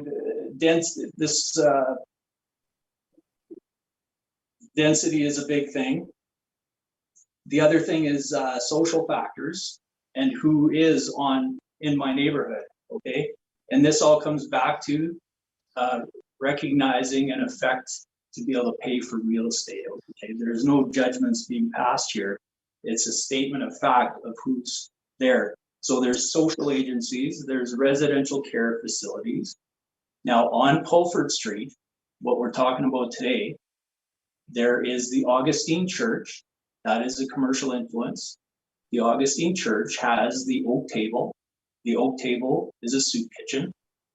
And the other commercial influence directly across from us is a couple of small office buildings converted to, I think one is a financial advisor and one is a social agency. And there's a parking lot actually directly across from 122 Pulford, surface parking that provides parking for businesses that are fronting on Osborne Street. So there's Manitoba Housing, there's Makiska Place, there's different social facilities. That all comes back down to the demographic of who is looking for housing, who affordability, who can pay for what. So this comes back to what I've made for comparables. So I'm asking for $225,000 of assessment. And I think that bears a fair relationship to my comps 1, 2, 5, and 6. And I think it's around $167 a square foot. Now, I'm kind of bouncing around on topics here, but I don't want to, go too much into the weeds. But I'm happy to answer any questions about the day-to-day issues that affect a landlord operating where I am. And just very high level, we could talk about the gas station theater, summer encampments. There's a bus stop, which is different than the bus shelter that is at the same corner of River and Osborne. Bus stop has a life of its own in the summer months. Bus shelter is no different than some of the other bus shelter issues, and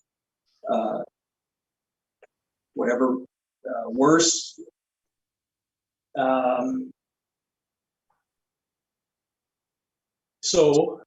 Yeah, radiating out from that, you come as a landlord, you're trying to get a tenant pool that's going to respect your property, pay the rent, not destroy the place. So you're dealing with lane issues like back lane issues, car break-ins, etc. That all trickles down to the comfort level of the people that you're trying to attract. So I'm just going to sum up here. I'm going to say that we're close. We're at 250 and 225. I don't think 225 for that property is an unreasonable request. And as being the person that has to sharpen the pencil to make sure that the income outruns the expenses in the long term so that I can keep that property standing, I would, respectfully request change in the assessment to 225. That's all. Thank you. Thank you. Ms. Caplevy, did you have any questions? Yes, I do, a couple. Just to clarify, is this house owner occupied or is this house a rental? It's a rental. Yeah. And what are you getting for monthly rent? I'll say it's a rental, and it was a rental for like 20 years before I owned it by the previous owner. Now, I've come across this before where you ask for rental amounts. Before I answer that question, which I'm totally happy to answer, what are you going to do with the amount of rent that I tell you right now? Like, are you going to do a side calculation? And my question is, do you have, is the city assessing freestanding single family houses by the income approach? And do you have an analysis of cap rates? Do you have an expense analysis? Okay, Mr. Benoit, just ignore the question. It's fine. I noticed you purchased the house in 2015 for $240,000. So you think it's worth less than the purchase price? Well, in my evidence, you'll see that right across my back lane. Right Okay, across. just a simple yes or no, please. 1 year after I bought it, somebody paid $224,000 for a house that's 700 square feet bigger. Same age, right across the back lane. So I paid what I paid. Maybe I paid too much. And that's not the reference here, right? Okay, thank you. Have you done any work since you've purchased the house in 2015?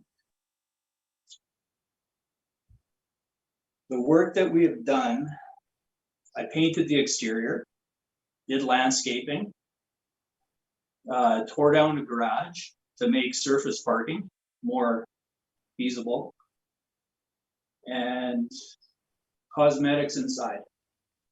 Okay, thank you. One last question. I noticed that your comparables are 2.5 stories.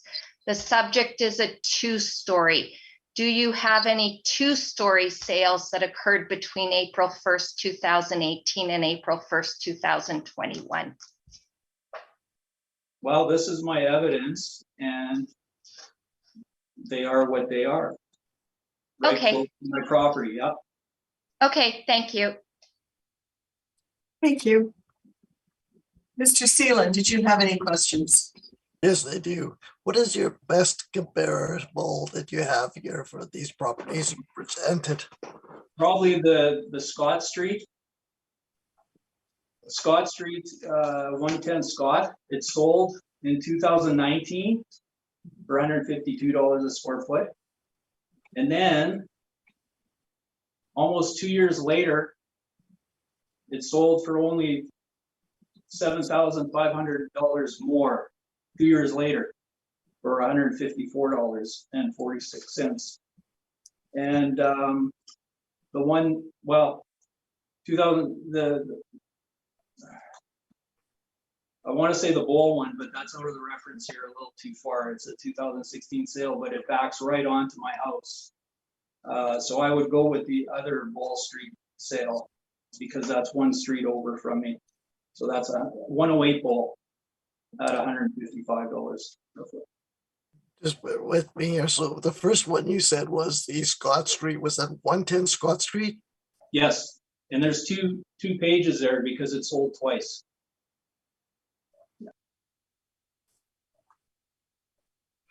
Okay, one of them is referenced as April 17, 2021. That's not the period here. And the second one was March 26, 2019. Okay. 152. So you're saying Scott Street? And I'm sorry, can you just repeat the other property that you mentioned? Bull, the one on Bull. There's two on Bull, but just a sec. It's 108 Bull is the other one. Yeah. Okay, 108. just bear with me a second, please. Thanks. Okay, 108 Bull. Okay, thank you very much. I appreciate it. Okay. Thank you. Mr. Robinson? Yes, one quick question for you, Mr. Benoit. You've owned that house since 2015, so 7 years and a bit.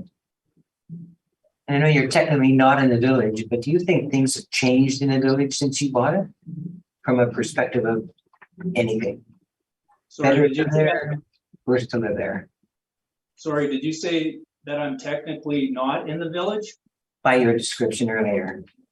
Oh, I guess I didn't communicate that properly. Wrong side of the tracks, you think you said? Yeah, well, we're definitely in the village, but Yeah, I'm saying yeah. that it's bisected the village by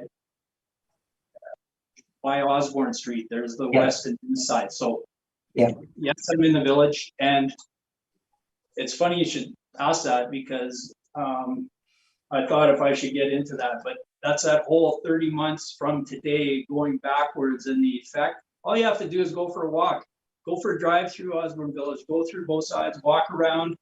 And I say that it's really taken a beating in the last 30 months. And if you want to go from April 21 back, to the beginning of COVID, it's something has to give when no money's being generated. Even the street furniture of the city, street furniture is like the signage, the benches, the lighting, the curbs. It's like everything is beat, punished. Like, so it's not a shining star, put it that way. And you can venture out for yourself and find that out. It needs work. Thank you.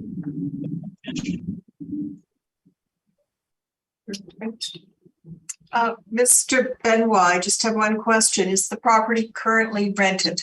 Yes. Okay, just follow up. Have you had any vacancies in the property since you've owned it since 2015? I would basically say no, maybe a month or two. See, we got 3 roommates, and what it invariably happens is that one roommate moves out, another moves. So we had that shuffling over a number of years, but now we're down to a couple with a baby that lives in there, and they're the original tenants, I believe. So, okay. and just for the record, $14.50 is the monthly rent. So if you're going to use that as a model or like to get NOI, you have to know tax. We don't. You know a lot of factors to dial it in to some indication of value is what I'm saying. So, Okay. but that's the rent, and I've kept it the same the last few years, probably the last 3-4 years. I bet you they're at the same rent, $14.50. Okay. Well, that's all our questions. Thank you very much for appearing and your patience. That's a lengthy wait. No problem. Thanks for letting me attend and present. Yep. Thank you. Thank you. All right.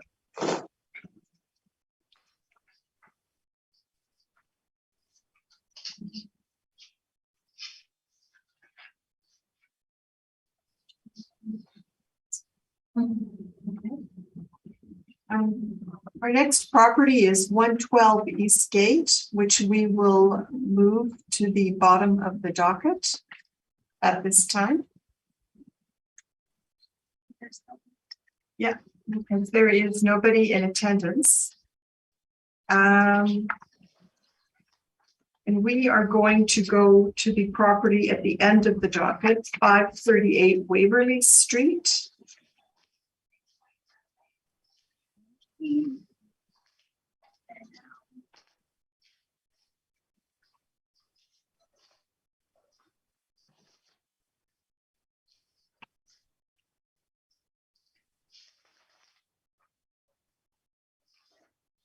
The end of the docket, 538 Waverly Street.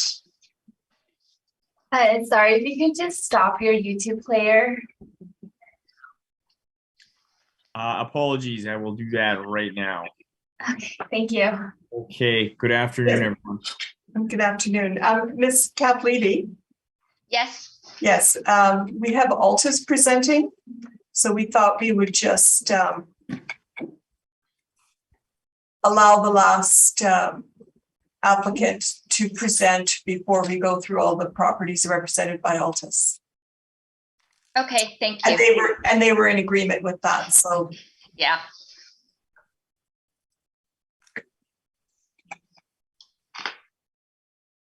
So we are going to look at 538 Waverly Street. And yes, good afternoon, Mr. Steigerwald. Good afternoon. And Ms. Caplady, whenever you are ready. I'm sorry, I need to know that. Oh, I'm sorry. Yes, you do. Okay, Mr. Applicant, please state your full name. Full name is Alex Steigerwald. And you I'm happy. Nope, sorry. Can you affirm the evidence you're about to present is the truth, the whole truth, and nothing but the truth? Yes, I do. Okay, thank you. Okay, now Ms. Caplady, whenever you're ready. Thank you. Okay, thank you, Madam Chair. The subject property is 538 Waverly Street. The roll number is 1204-124-5000. It is located in the neighborhood Central River Heights, 611. It is a one-story single dwelling built in 1953. It has an effective year built of 1985. The living area is 1,114 square feet with a full basement and basement finish. It has one full bath, one half bath, one shower. It has central air conditioning, a detached multiple garage. The assessed lot size is 6,497 square feet. The land influences medium traffic. It has a 2023 assessment roll value of $437,000, which is $392.28 per square feet. There were two subject sales, the recent one being in 2019 at $400,000. Comparable one is 603 Oak Street. Comparable two is 576 Borbank Street. Comparable three is 544 Niagara Street. And comparable four is 551 Borbank Street. All the comparables are located in the Central River Heights area, 611. They are all one-story single dwellings built between 1950 and 1954. The effective age is 1981 to 1994. The living area of the comparables range from 1,088 square feet to 1,194 square feet. All comparables have full basement and basement finish. Comparable 1 and 4 have one full bath and a half bath with a shower. Comparable 3 has 2 half baths and showers. Comparable 2 has one full bath, 1 half bath, and 2 showers. All comparables have central air conditioning, and comparable 3 has one fireplace. Comparable 1 and 4 have a single detached garage, and comparable 2 and 3 have a multiple detached garage. The lot sizes of the comparables range from 5,063 square feet to 5,879 square feet. The sales prices range from $438,500 to $500,100.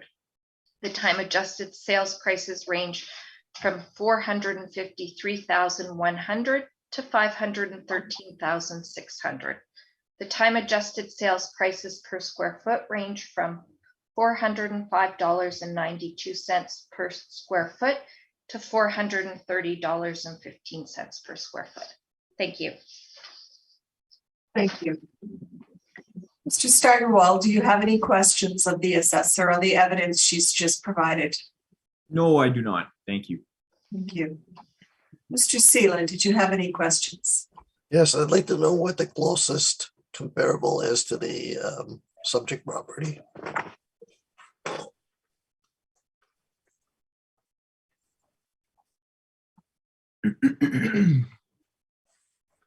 I'm going to say comparable one. Comparable one.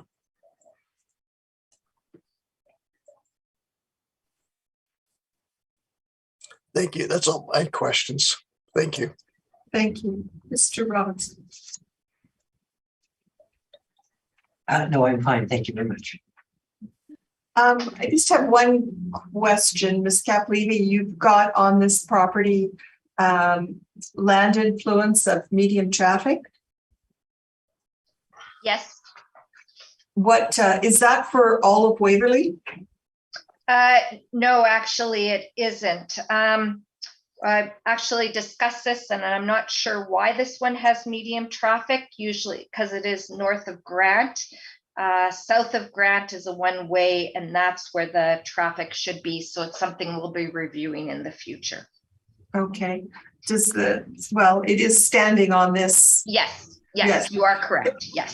So what is there any compensation given by the city in regards to having medium traffic? Yes, the value does go down with the medium traffic influence. Okay. And that's all my questions. Mr. Steigerwald, if you'd like to proceed. Yes. With your presentation. Thank you very much to the board. I would just note actually to one correction from what the assessor had said is that it's actually one-way traffic south of Cordon on Waverly. So my block where my home is a one-way street on Waverly. So it's not south of Grant, it's south of Cordon.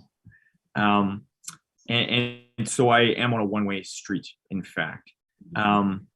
Now, I would just say that I trust that the board received the three comparables that I had provided. And that would be for 803 Waverly Street, 903 Campbell Street, and 878 Beaverbrook Street. I believe that the closest comparison, or my submission would be that the closest comparison, both of what the assessor has been kind enough to provide and as well as what I have provided, is in fact the comparable of 803 Waverly Street.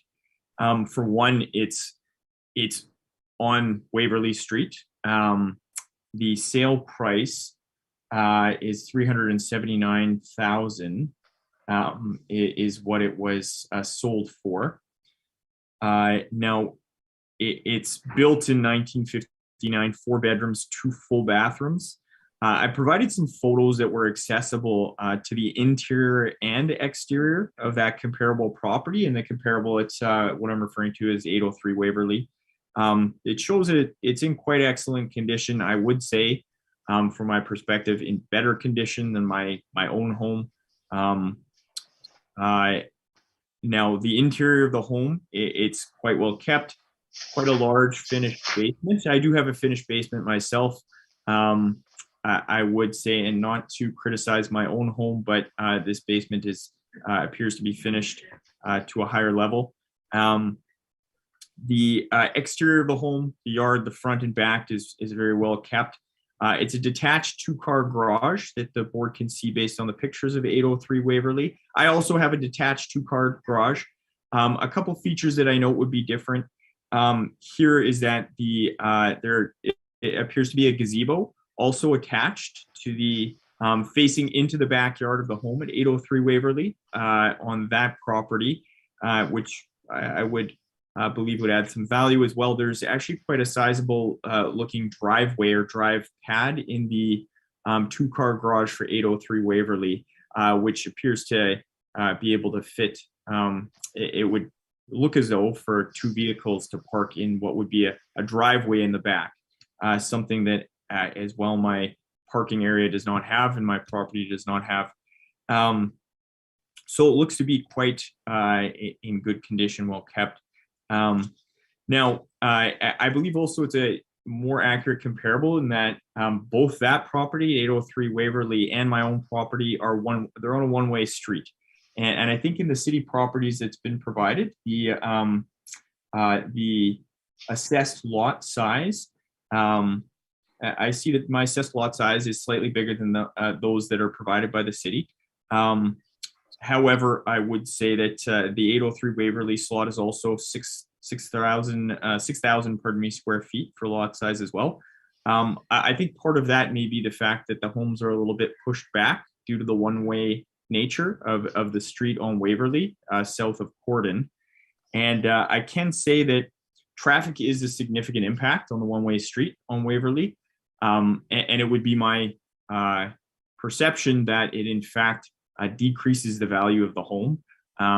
Most people don't want to purchase a home on a one-way thoroughfare with heavier traffic. It is, I note that it is medium traffic, which is noted on the assessment that the assessor provided, or just on the comparable sales report, apologies. And it is quite heavy traffic, and presumably the comparable at 803 Waverly Street is also reflecting that as well. So I would be valuing, I think that in fairness to the home, a fair market value at the time of April 1st, 2021 would be, I would value it, I think would be at 410,000. So not at the 437,000 that it is being noted to be. I think certainly there may be a day when it can be valued at 437,000, but not as of April 1st, 2021.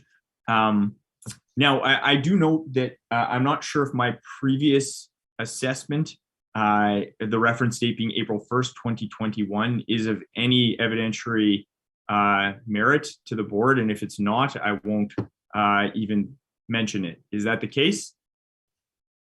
What dates did you say? I'm sorry. So the last assessment reference date, previous assessment was April 1st, 2018. My property was assessed at $395,000. Yeah. So if that is relevant, then I have some comments I can make on that. If it's not relevant, I won't launch into it. You're allowed. Go ahead. Okay. Certainly. That's your previous assessment. Yes. So the previous assessment I have dated April 1st, 2018. The property was assessed for $395,000.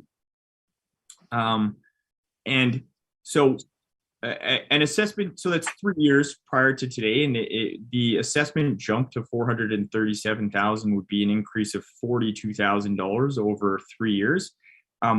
It's quite a market increase in my view, a little too extreme. I do see that the markets, are changing. Of course, I think 410,000 would be a more accurate change, and just part of my reasoning for that is the house assessed April 1st, 2018, $395,000. I purchased the home October 3rd, 2019 at $400,000. That's almost exactly 1 year and 6 months later. And the value of the home is documented to have gone up $5,000. Then from the purchase date of October 3rd, 2019, up to the new assessment date of today's, the basis of today's hearing on April 1st, 2021, that's a period of 1 year and 7 months. So almost the same as the prior 2018 assessment to the day of purchase. So it's a year and 7 months from the purchase date to the assessment date of April 1st, 2021. And in approximately the same amount of time, the home value had only gone up by $5,000. between the 2018 assessment and the date of purchase in approximately the same amount of time. So I am mindful of the fact that the market's fair market, it was more of a seller's market, perhaps in April of 2021. The housing market had an increase, homes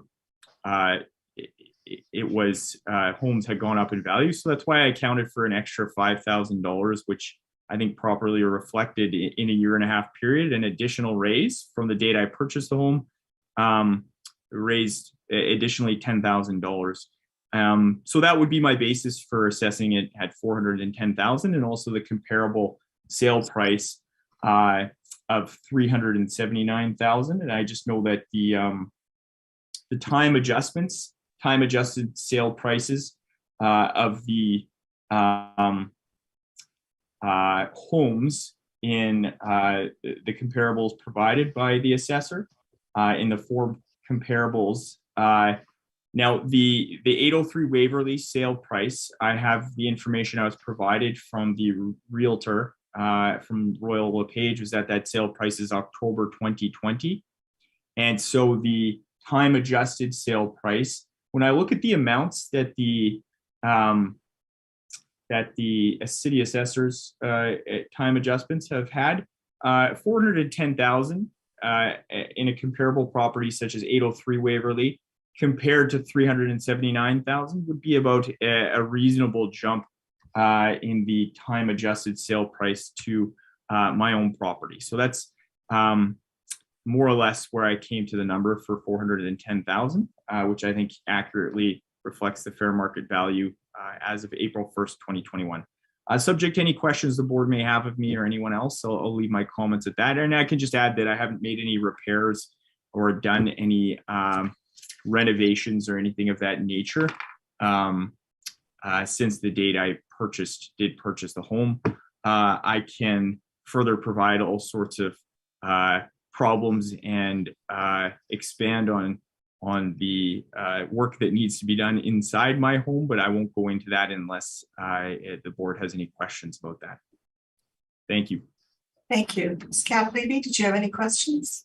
Yes, just to confirm, you are north of Grant, correct? Yes, so north of Grant, I'm between Cordon and Fleet, Yes. but everything south of Grant Okay. becomes one way in the southbound direction. But yes, that's correct. Right, so the comparable on 803 Waverly is south of Grant, correct? My understanding is just south of Grant. Yes, that's correct. Yeah. Okay, and can you just tell me about the purchase price in 2019, please? 400,000.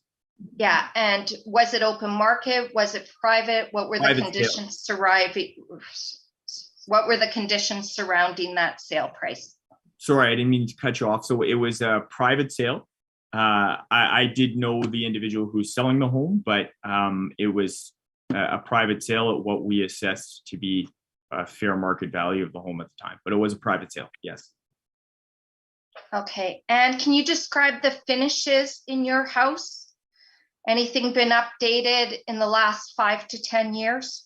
No, I mean, as far as painting, renovations, things of that nature, nothing to my recollection that has been done. I have had a plumber come into the house with some problems, and that, to my recollection, would be about all. Okay, like I noticed the comparable at 803 Waverly, that's pretty original condition, and that garage what is the condition of your garage? I think comparable to 803 Waverly. Now I don't have interior photographs of the 803 Waverly garage, just the outside. I would actually put the 803 Waverly garage very comparable in size by the photographs I had filed. It appears to be a 2-car garage as well, and looks to be in very good condition. I can say that mine is also comparable. It's a 2-car garage. It's unfinished on the inside, just plywood exposed on the inside of the garage, I suppose, in my own home. But otherwise, it looks to be the same. It's a 2-car garage with stucco on the outside, detached, just without a gazebo, which seems to be a feature of the 803 Waverly, and minus the, I also don't have the driving pad that I have provided in one of the photographs of that detached garage. Yeah, his driving pad though looks like it's quite original and crumbling. So does the garage. I would disagree in my assessment of that. I think it looks pretty good. But nonetheless, to each their own. Yeah. Okay. I'll just let you know then that his garage was built in 1963 and yours was built in 2006. Okay. I have no further questions at this time. Thank you. Thank you very much. Thank you, Mr. Seelan. Yes, can you describe the traffic conditions of your street? Is it light, moderate, or heavy? No, I actually think it's pretty substantial traffic. It's one way down Waverly. It seems to be quite a main thoroughfare and an access point, especially during rush hour. It's quite clear that there's quite a large number of people who are accessing that both in the mornings, whether it's to get to university or to work down in the south half of Winnipeg. It's a main thoroughfare. People are, and after work, it's quite, it can be challenging even to access my own garage to get around the traffic that's kind of clogging up Horton and Waverly. It's quite a busy thoroughfare, and it's sustained pretty much at all hours of the day, obviously with peak hours during regular Monday to Friday rush hour traffic. Thanks very much. No further questions, Madam Chair. Mr. Robinson? I have no questions. Thank you. Thank you. I also have no questions. So thank you, Mr. Steigerwald, for appearing this afternoon and for your patience for waiting. Not a problem, and I thank the board very much for their time.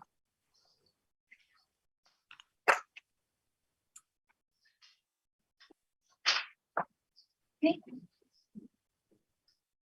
We're just going to take a 5-minute recess. And I would like to call this hearing back to order. And we can affirm.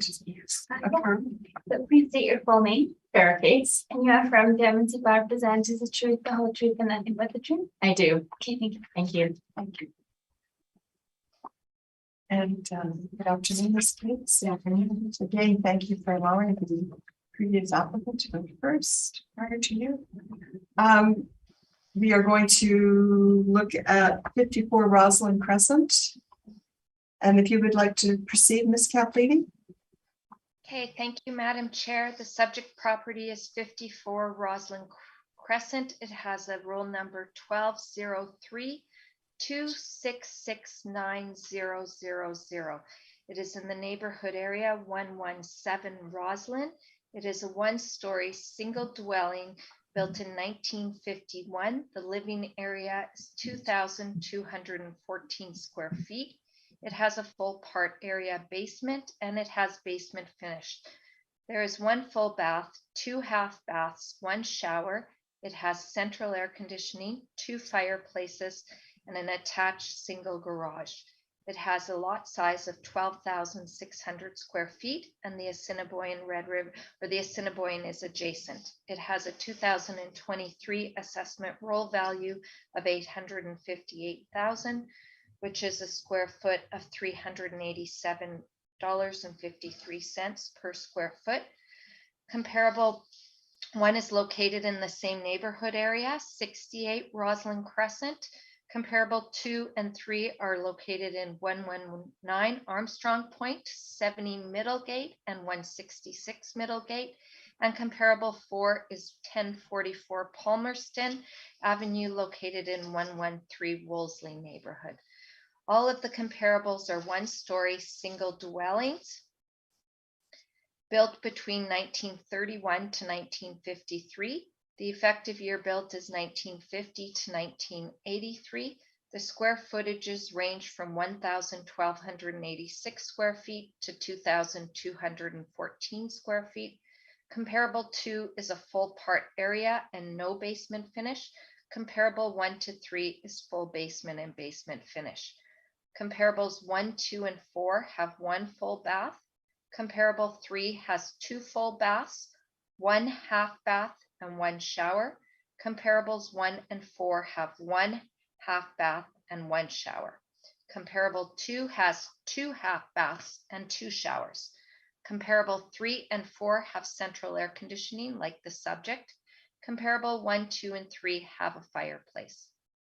Comparable 3 has an in-ground pool, and comparable 2 has a sunroom. The lot sizes range from 4,125 square feet to 21,406 square feet.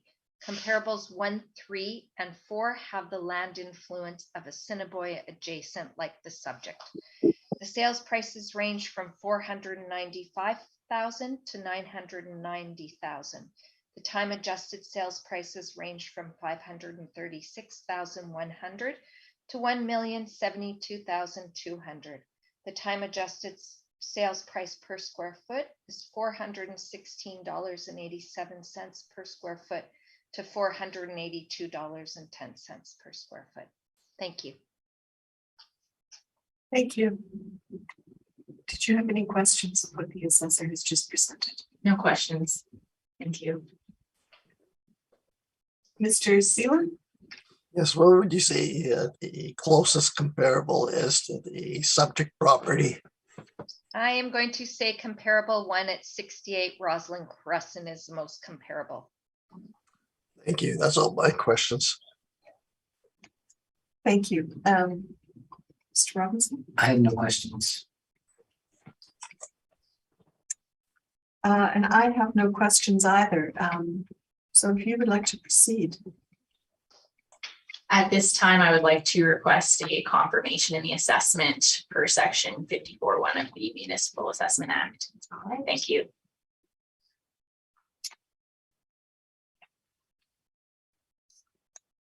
Did you have any questions in regard to that, Ms. Caplevy? No, thank you, Madam Chair. Mr. Seelan, did you have any questions? No questions, Madam Chair. Mr. Robinson? None for me either. Thank you.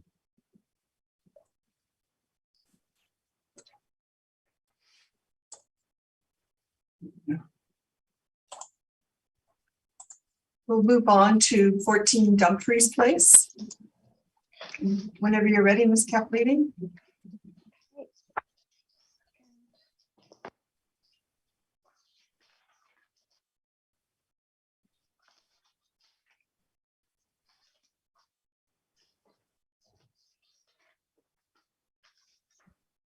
Subject property is 14 Dumfries Place. It has a roll number 1000-333-96600. It is located in South Tuxedo neighborhood area 645. It is a 2-story single dwelling built in 1989. The living area is 2,534 square feet. It has a full basement with basement finish. There's 2 full baths, 2 half baths, and 1 shower. There is central air conditioning and 1 fireplace. It has an attached multiple garage. The assessed lot size is 11,526 square feet. It has a 2023 assessment roll value of $830,000, which is a total assessment per square foot of $327.55. There was a previous sale in 2013. Comparable 1 is 82 Hopwood. Comparable 2 is 628 Holland Boulevard. Comparable 3 is 61 Litchfield Boulevard. Comparable 4 is 59 Stanford Bay. All comparables are located in the same neighborhood, 645 South Tuxedo. They are all 2-story single dwellings with full basement. The year built ranges from 1976 to 1999. The effective year built ranges from 1986 to 1999. The square footage of the comparables range from 2,450 square feet to 2,750 square feet. Comparable 3 and 4 have basement finish like the subject. Comparable 3 has 1 full bath. Comparable 1, 2, and 4 have 2 full baths like the subject. Comparable 1 and 2 have 1 half bath and 1 shower. Comparable 3 has 3 full baths and 2 showers. Comparable 4 has 2 full baths and 2 showers. All comparables have central air conditioning and 1 fireplace, same as the subject, as well as an attached multiple garage. Comparable 3 has a sunroom. The lot sizes of the comparables range from 8,992 square feet to 13,290 square feet. The sales prices range from 705,000 to 841,000.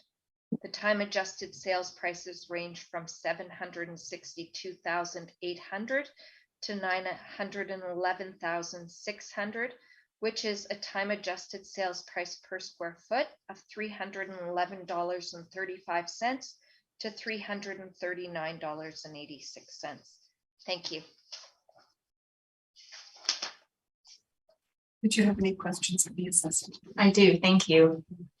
So looking at comp 2, we can see it has a similar actual year built to that of the subject, but it has been applied an updated effective year built, whereas the subject has not, correct?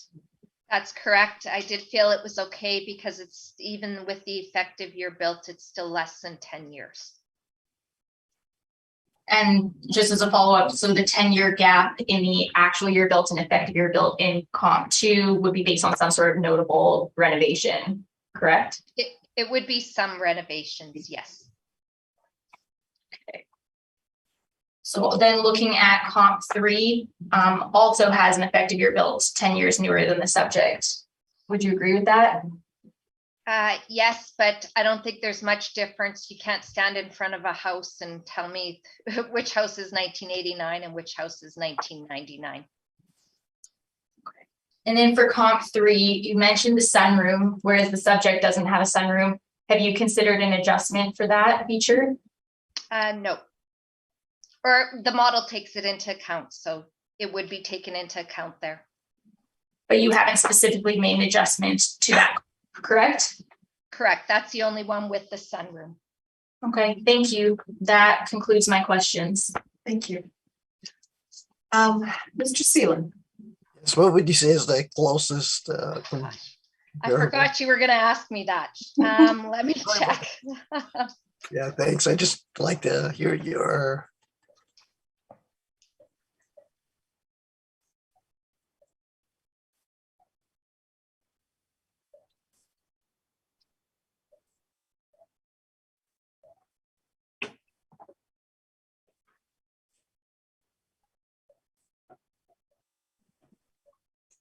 Comparable 4.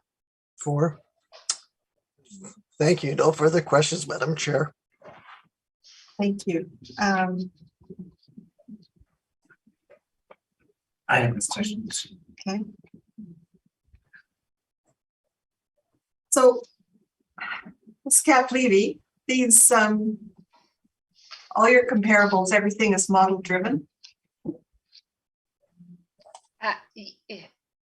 Yes. Well, the comparables are based on the selling price. Right. But so when you were choosing these, did you look at all at the MLS listings for them? Like what the yes, I did it.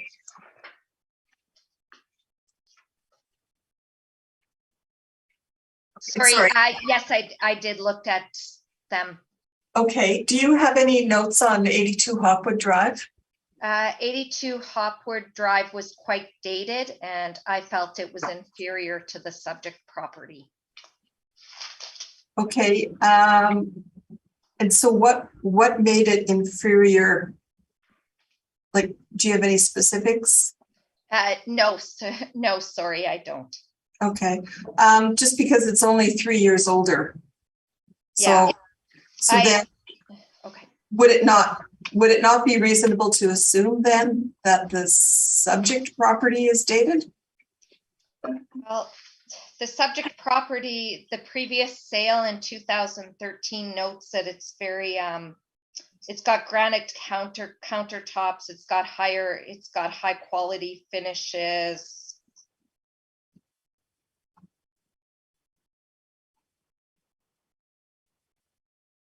Gorgeous refinished hardwood floors, etc. Sorry, I should have just wrote a little point form on it and I didn't.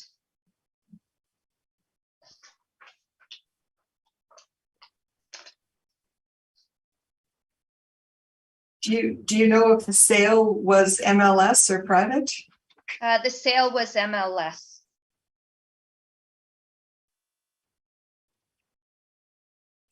It had updates done prior to the 2013 sale. It has higher end, it was higher end and exterior brick finish. It's on a cul-de-sac pie-shaped lot.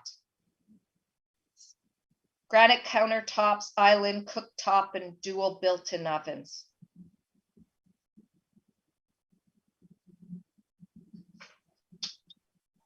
Okay, thank you. That's all my questions.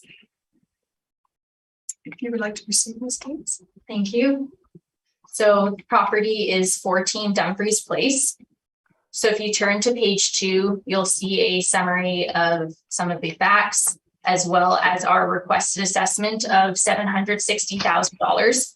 If you turn to page 3, you'll see a property description. So the property is a 2-story residence built in 1989. It has a living area of 2,534 square feet and a basement where we note 700 square feet of the 1,378 square feet area is finished. There are 4 bedrooms above grade, along with 2 full baths and 2 half baths. And we also note a double attached garage. You'll also see an aerial photograph, so you can get a sense of the lot and where the subject is located. If you turn to page 4, you'll see a Google Map view just to get a better sense of where the subject is within the neighborhood. Now, if you jump ahead to page 7, you'll see an overview of our direct comparison approach. So we've used 4 sales comparisons here. The time adjusted sale price per square foot ranges from approximately $253 a square foot to $291 a square foot, with a median of $270 a square foot. So if you turn to page 8, you'll see the table with our comparables next to the subject features. So in our analysis, we felt that comparables 1 and 3 were the better comparables. So we placed some better weight on them. They are fairly close in living area and all key characteristics. I would note for comparable 1, the lot size is a little smaller than the subject. And for comparable 3, I would note that it has a site influence that the subject property doesn't have. So I would make those notes. In terms of comps 2 and 4, also fairly similar, but we just see some differences in lot size to start with. So you'll see comp 2, slightly smaller lot size again, and comp 4, slightly larger lot size than the subject. As well, comp 4 just would have a different degree of basement finish, but I felt that it was still appropriate to use in the analysis, considering that the proportion of basement finish in the subject is about 50%. So using a comp that was listed as partially finished still felt appropriate.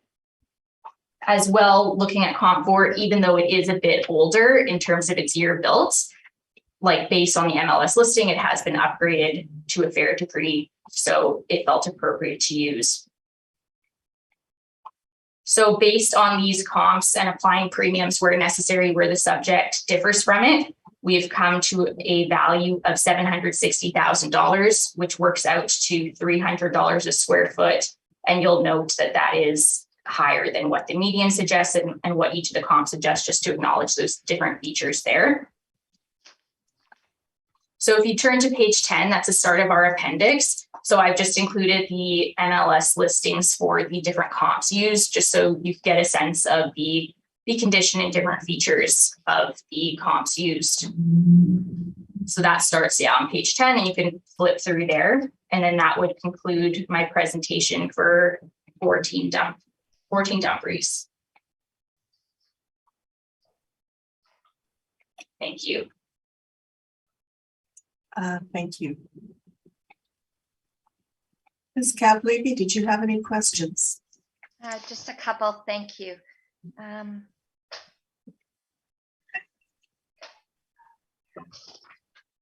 Sorry, Farah, I don't have your last name handy. Are you okay if I call you by Farah? That is okay. Okay, thanks. Just looking at comparable 3, it does have an influence of a rail line, so that would be a negative influence, correct? Correct. And yeah, I've definitely noted that and applied a premium to what I've requested for the subject based on that difference Okay, there. thank you. And your comparable 2 there, are you aware that it was purchased for intention to renovate and resell?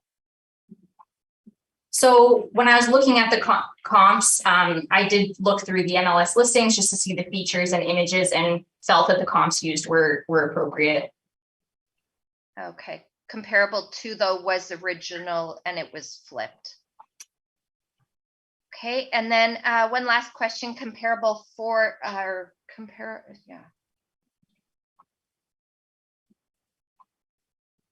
Okay, you said mentioned something about comparable 427 Driscoll Crescent. It has exterior wall framing and insulation. Would you consider that as a finished basement? So in terms of the categories of finish on here, we go by what is listed from the MLS listing, just because we don't have ready access to the exact proportions there. So I would acknowledge that's a different degree of finish, but still both can be noted as partially finished because they're not fully finished. But I do get your point. Okay, so if a basement was fully finished, it would add more value.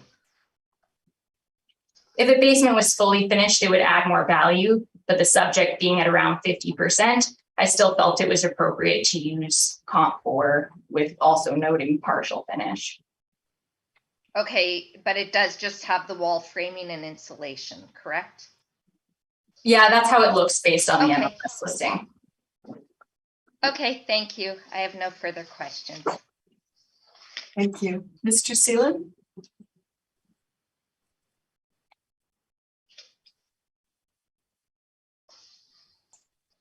Yes, I'm just curious what the best comparable is that you have.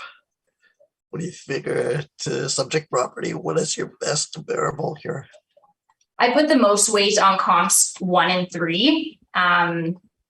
I mean, and you kind of go either way. I mean, comp 1 is a little closer in living area, but comp 3 is closer in lot area. So I put both like weight more so on comps 1 and 3, with 2 and 4 just providing additional support. Thank you. That's all my questions, Madam Chair. Thank you. Mr. Robinson? I have no questions. Thank you. I'm just wondering, Ms. Cates, on your 4 comparables, you've shown exterior pictures, detailed information and interior pictures, but you didn't do that on the subject property in terms of interior? Yeah, I only had the 2013 listing. So, I mean, yeah, I can note that to include that in future. But yeah, I didn't opt to include that listing just because it was kind of dated. Okay, so you didn't do an inspection of the home? I didn't visit the home.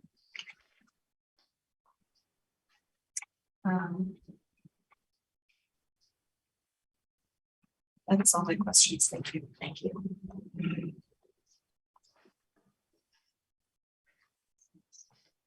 So we will move on to Driscoll Crescent.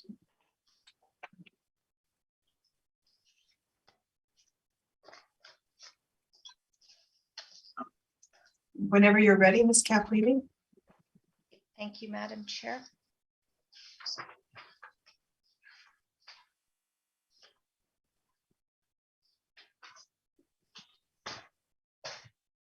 The subject property is 2 Driscoll Crescent. It has a roll number of 100045523300. It is located in 645 South Tuxedo neighborhood area. It is a 2-story single dwelling with a year built of 1976 and an effective year built of 1985. The living area is 2,950 square feet. It has a full basement finish. It has 2 full baths, 2 half baths, 2 showers. It has central air conditioning, 1 fireplace. It has an attached multiple garage, as well as an in-ground pool and a sunroom. The assessed lot size is 10,363 square feet, and it is a land influence of external corner. The 2023 assessment roll value is $957,000, which is a total assessment per square foot of $324.41 per square foot. Comparable 1 through 4 are located in 645 South Tuxedo neighborhood, the same as the subject. Comparable 1 is 22 Stockton Place. Comparable 2 is 27 Cares Lake Place. Comparable 3 is 75 Folkestone Boulevard. And comparable 4 is 641 Park Boulevard East.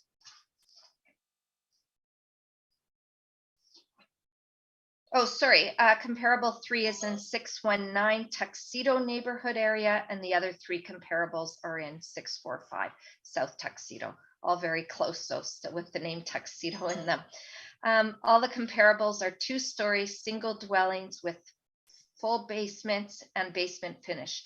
They are built between 1974 to 1992. Comparables 3 and 4 are built in the 70s, but have an effective age of 1989 and 1997.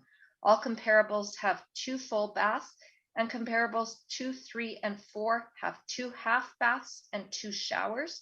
Comparable 1 has 1 half bath and a shower. All comparables have central air conditioning, and comparable 1 has 1 fireplace.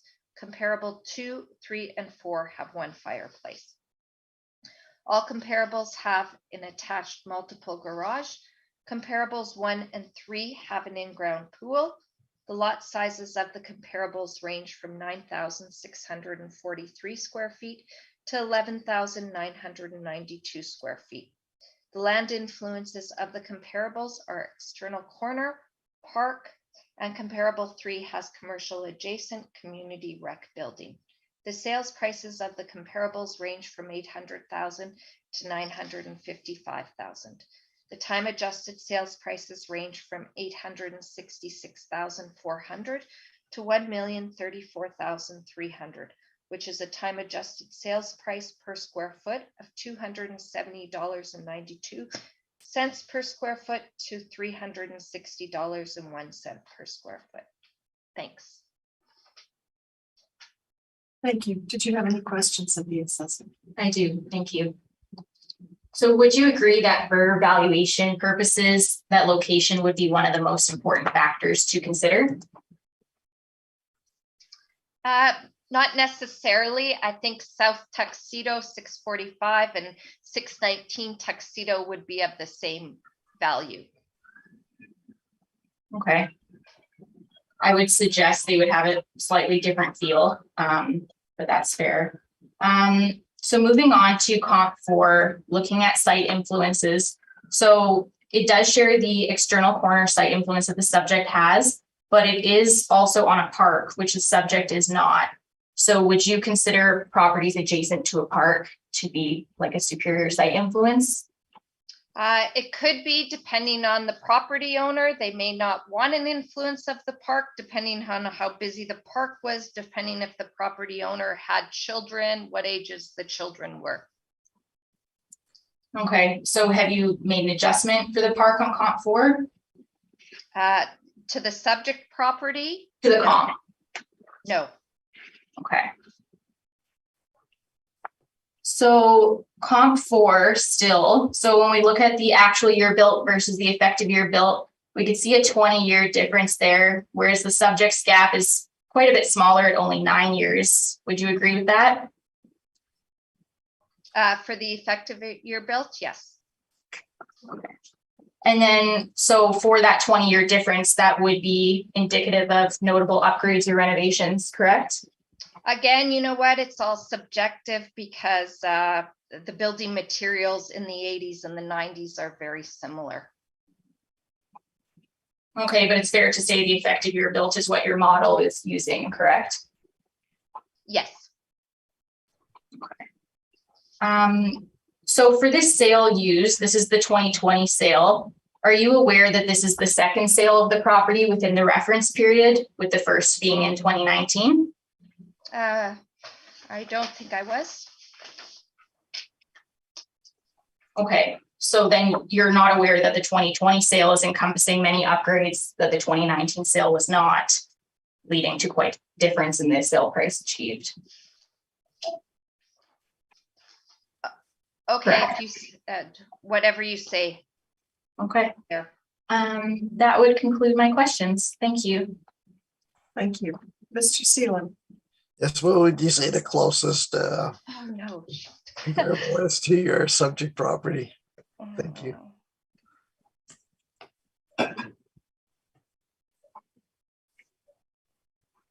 I'm gonna say comparable 3. Comparable 3, okay.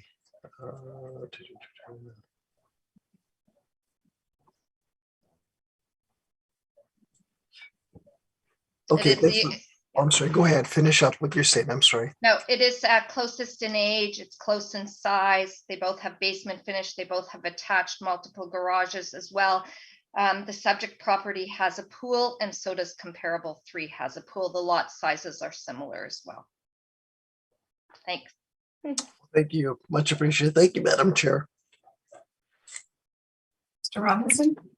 I have no questions for you right now. Thank you. Ms. Caplevy, so you're saying comparable number 375 Folkestone is your best comparable, even though it's in a different area? Yeah, again, I am familiar with Tuxedo area, and personally, I don't think there's a big difference between 619 Tuxedo and 645 South Tuxedo. That's my personal opinion. Okay, so what about comparable 122 Stockton Place? What about it? Well, similar, certainly similar in effective year, living size. They both have a pool. They're Yeah, both it does same have a area. smaller lot size, and it is a little bigger, so I felt comparable 3 was the best. Okay. That's all my questions. If you'd like to proceed, Ms. Gates. Thank you. So the property is 2 Driscoll Crescent. So if you turn to page 2, you'll see a summary of the property facts along with our requested assessment of $850,000. If you turn to page 3, you'll see our property description. So the property is a 2-story built in 1976, site size at 10,363 square feet.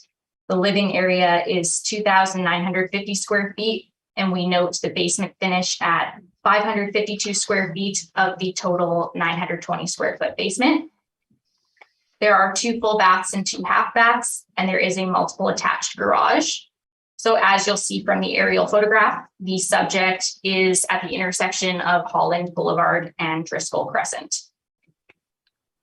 If you turn to page 4, you'll see a Google map view of where the property is located within the neighborhood. And if you jump ahead to page 7, you'll see the overview of our direct comparison approach. So we've used 4 comparable sales. We have a time adjusted sale price range on a per square foot basis of $253 a square foot to $274 a square foot, with a median of $272 a square foot. So if you turn to page 8, you'll see our chart of the comparable sales. So in our analysis, greater weight has been placed on comparable 4 of 22 Stockton Place due to its high degree of similarity with the subject, including having a pool. So for comparables 1 through 3, they also match the subject fairly closely with some minor differences noted. So when you look at comparable 1 and 2, the lot sizes are a bit smaller than the subject, whereas comparable 3 has a larger lot size than the subject, and kind of, as we mentioned in our last presentation, a different degree of basement finish. But with the subject being at around 60% basement finish, I still felt it was appropriate to use comps that kind of were noted as partially finished per the MLS listing. So based on these comps shown here and applying premiums to the comps where necessary to bring them up to the subject where differences occur, we've come to a value of $850,000, which works out to $288 a square foot. And if you scroll through to our appendix, which starts at page 10, again, just including the MLS listings that we have of the comparable sales. So yeah, that starts on page 10 and just kind of goes through to the end of the brief. And that concludes my presentation for 2 Driscoll. Thank you. Thank you. Scout Levy, did you have any questions? Yes, thank you. Just looking at your comparable 4, and yes, it's the only comparable that does have a pool. Can you comment on the condition of this comparable compared to the subject? Based on looking through the MLS listings, it seemed like a comparable property, especially when looking at the effective year built that's been signed to the subject and to the comp. Now, I noticed in that comparable, it doesn't mention anything about upgrades or any improvements since that. And you can see by the kitchen is pretty original. Do you know what's been done to the subject property? So the subject has had, standard upgrades, being that it's from the 70s, but there's still a lot of kind of original 70s, 80s elements, like when you go to the second floor. But yeah, some upgrades and maintenance kind of on the main level just to keep up with standards. Was the kitchen upgraded on the subject property? I don't have all of the specific details, but yeah, based on the look of it, it looks like it has had some upgrades. Yeah. Okay, I have no further questions. Thank you. Mr. Seelan? No questions, Madam Chair. Mr. Robinson? No questions. I'm just going to ask, can you elaborate on the kitchen upgrade? So I've been in the property before, but I haven't confirmed with the owner the exact level of upgrades and renovations that have occurred. So the upstairs is less modern looking, like the kitchen has more of a modern feel, but I just don't know the specifics regarding how much was spent. If that makes sense. Okay. All right. Thank you. That is all my questions. And thank you for coming this afternoon and waiting so patiently. And we're just going to take a 5-minute recess. I would like to call this meeting back to order. And we're going to go to our last property at 112 Eastgate. Ms. Kaplevy, if you can. Okay, thank you, Madam. Thank you, Madam Chair. The subject property is 112 Eastgate. The roll number is 1209-181-6000. It is located in 119 Armstrong Point. It is a 2-story single dwelling, a year built of 1954. The living area is 1,792 square feet. It has a full basement, 2 full baths. It has central air conditioning and a detached multiple garage. The assessed lot size is 7,989 square feet. It has a 2023 assessment roll value of $526,000, which is $293.53 per square foot. Comparable 1 is located as well in 119 Armstrong Point. It is 69 Middlegate. Comparable 2 is 174 Waverly Street, located in Wellington Crescent. Comparable 3 is 100 Queenston Street, also located in 631 Wellington Crescent. Same with comparable 4 is located in 631 Wellington Crescent at 80 Campbell Street. All the comparables are 2-story single dwellings built between 1923 to 1952. The effective year built is 1946 to 1962. The living areas of the comparables range from 1610 square feet to 1972 square feet. Comparables 1 to 3 has full basement and basement finish. Comparable 4 has full part area and basement finish. Comparable 1 has 1 full bath, 2 half baths, and 2 showers. Comparable 2 has 2 full baths, 1 half bath. Comparable 3 has 1 full bath, 1 half bath.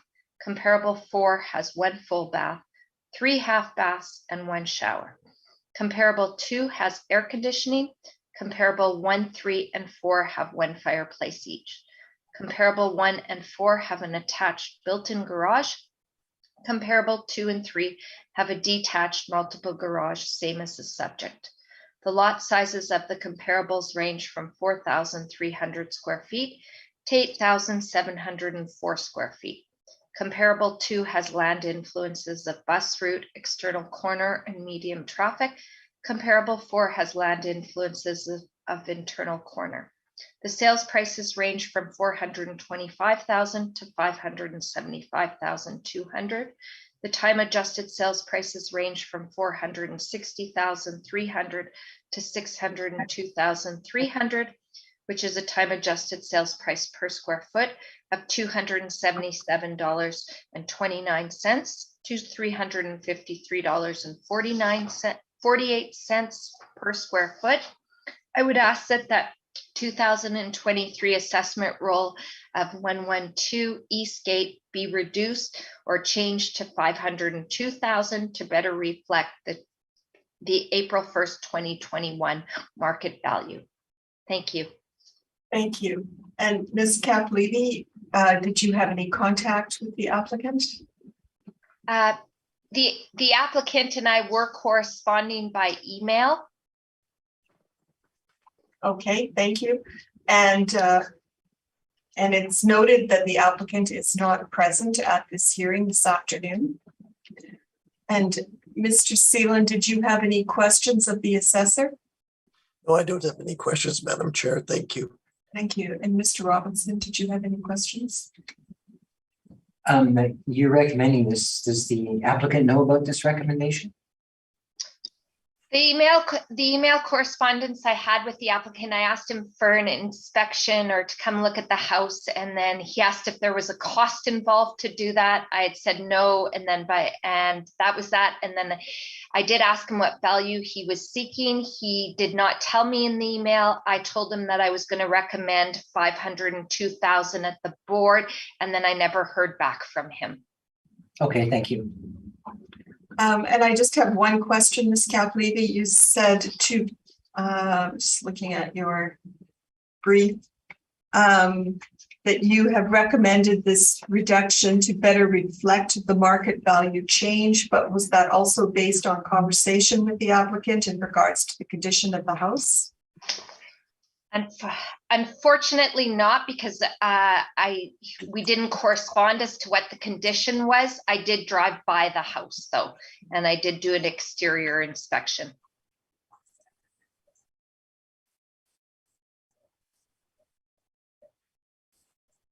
And can you just briefly tell us what the exterior presented? How? The exterior looked to have new windows, but and it did say that I did see that the roof was replaced in 2019, but the paint or the exterior looked to me probably original to 1954, or if it had been painted since, not for a while. Okay. Thank you. And we have heard all the items on the docket today.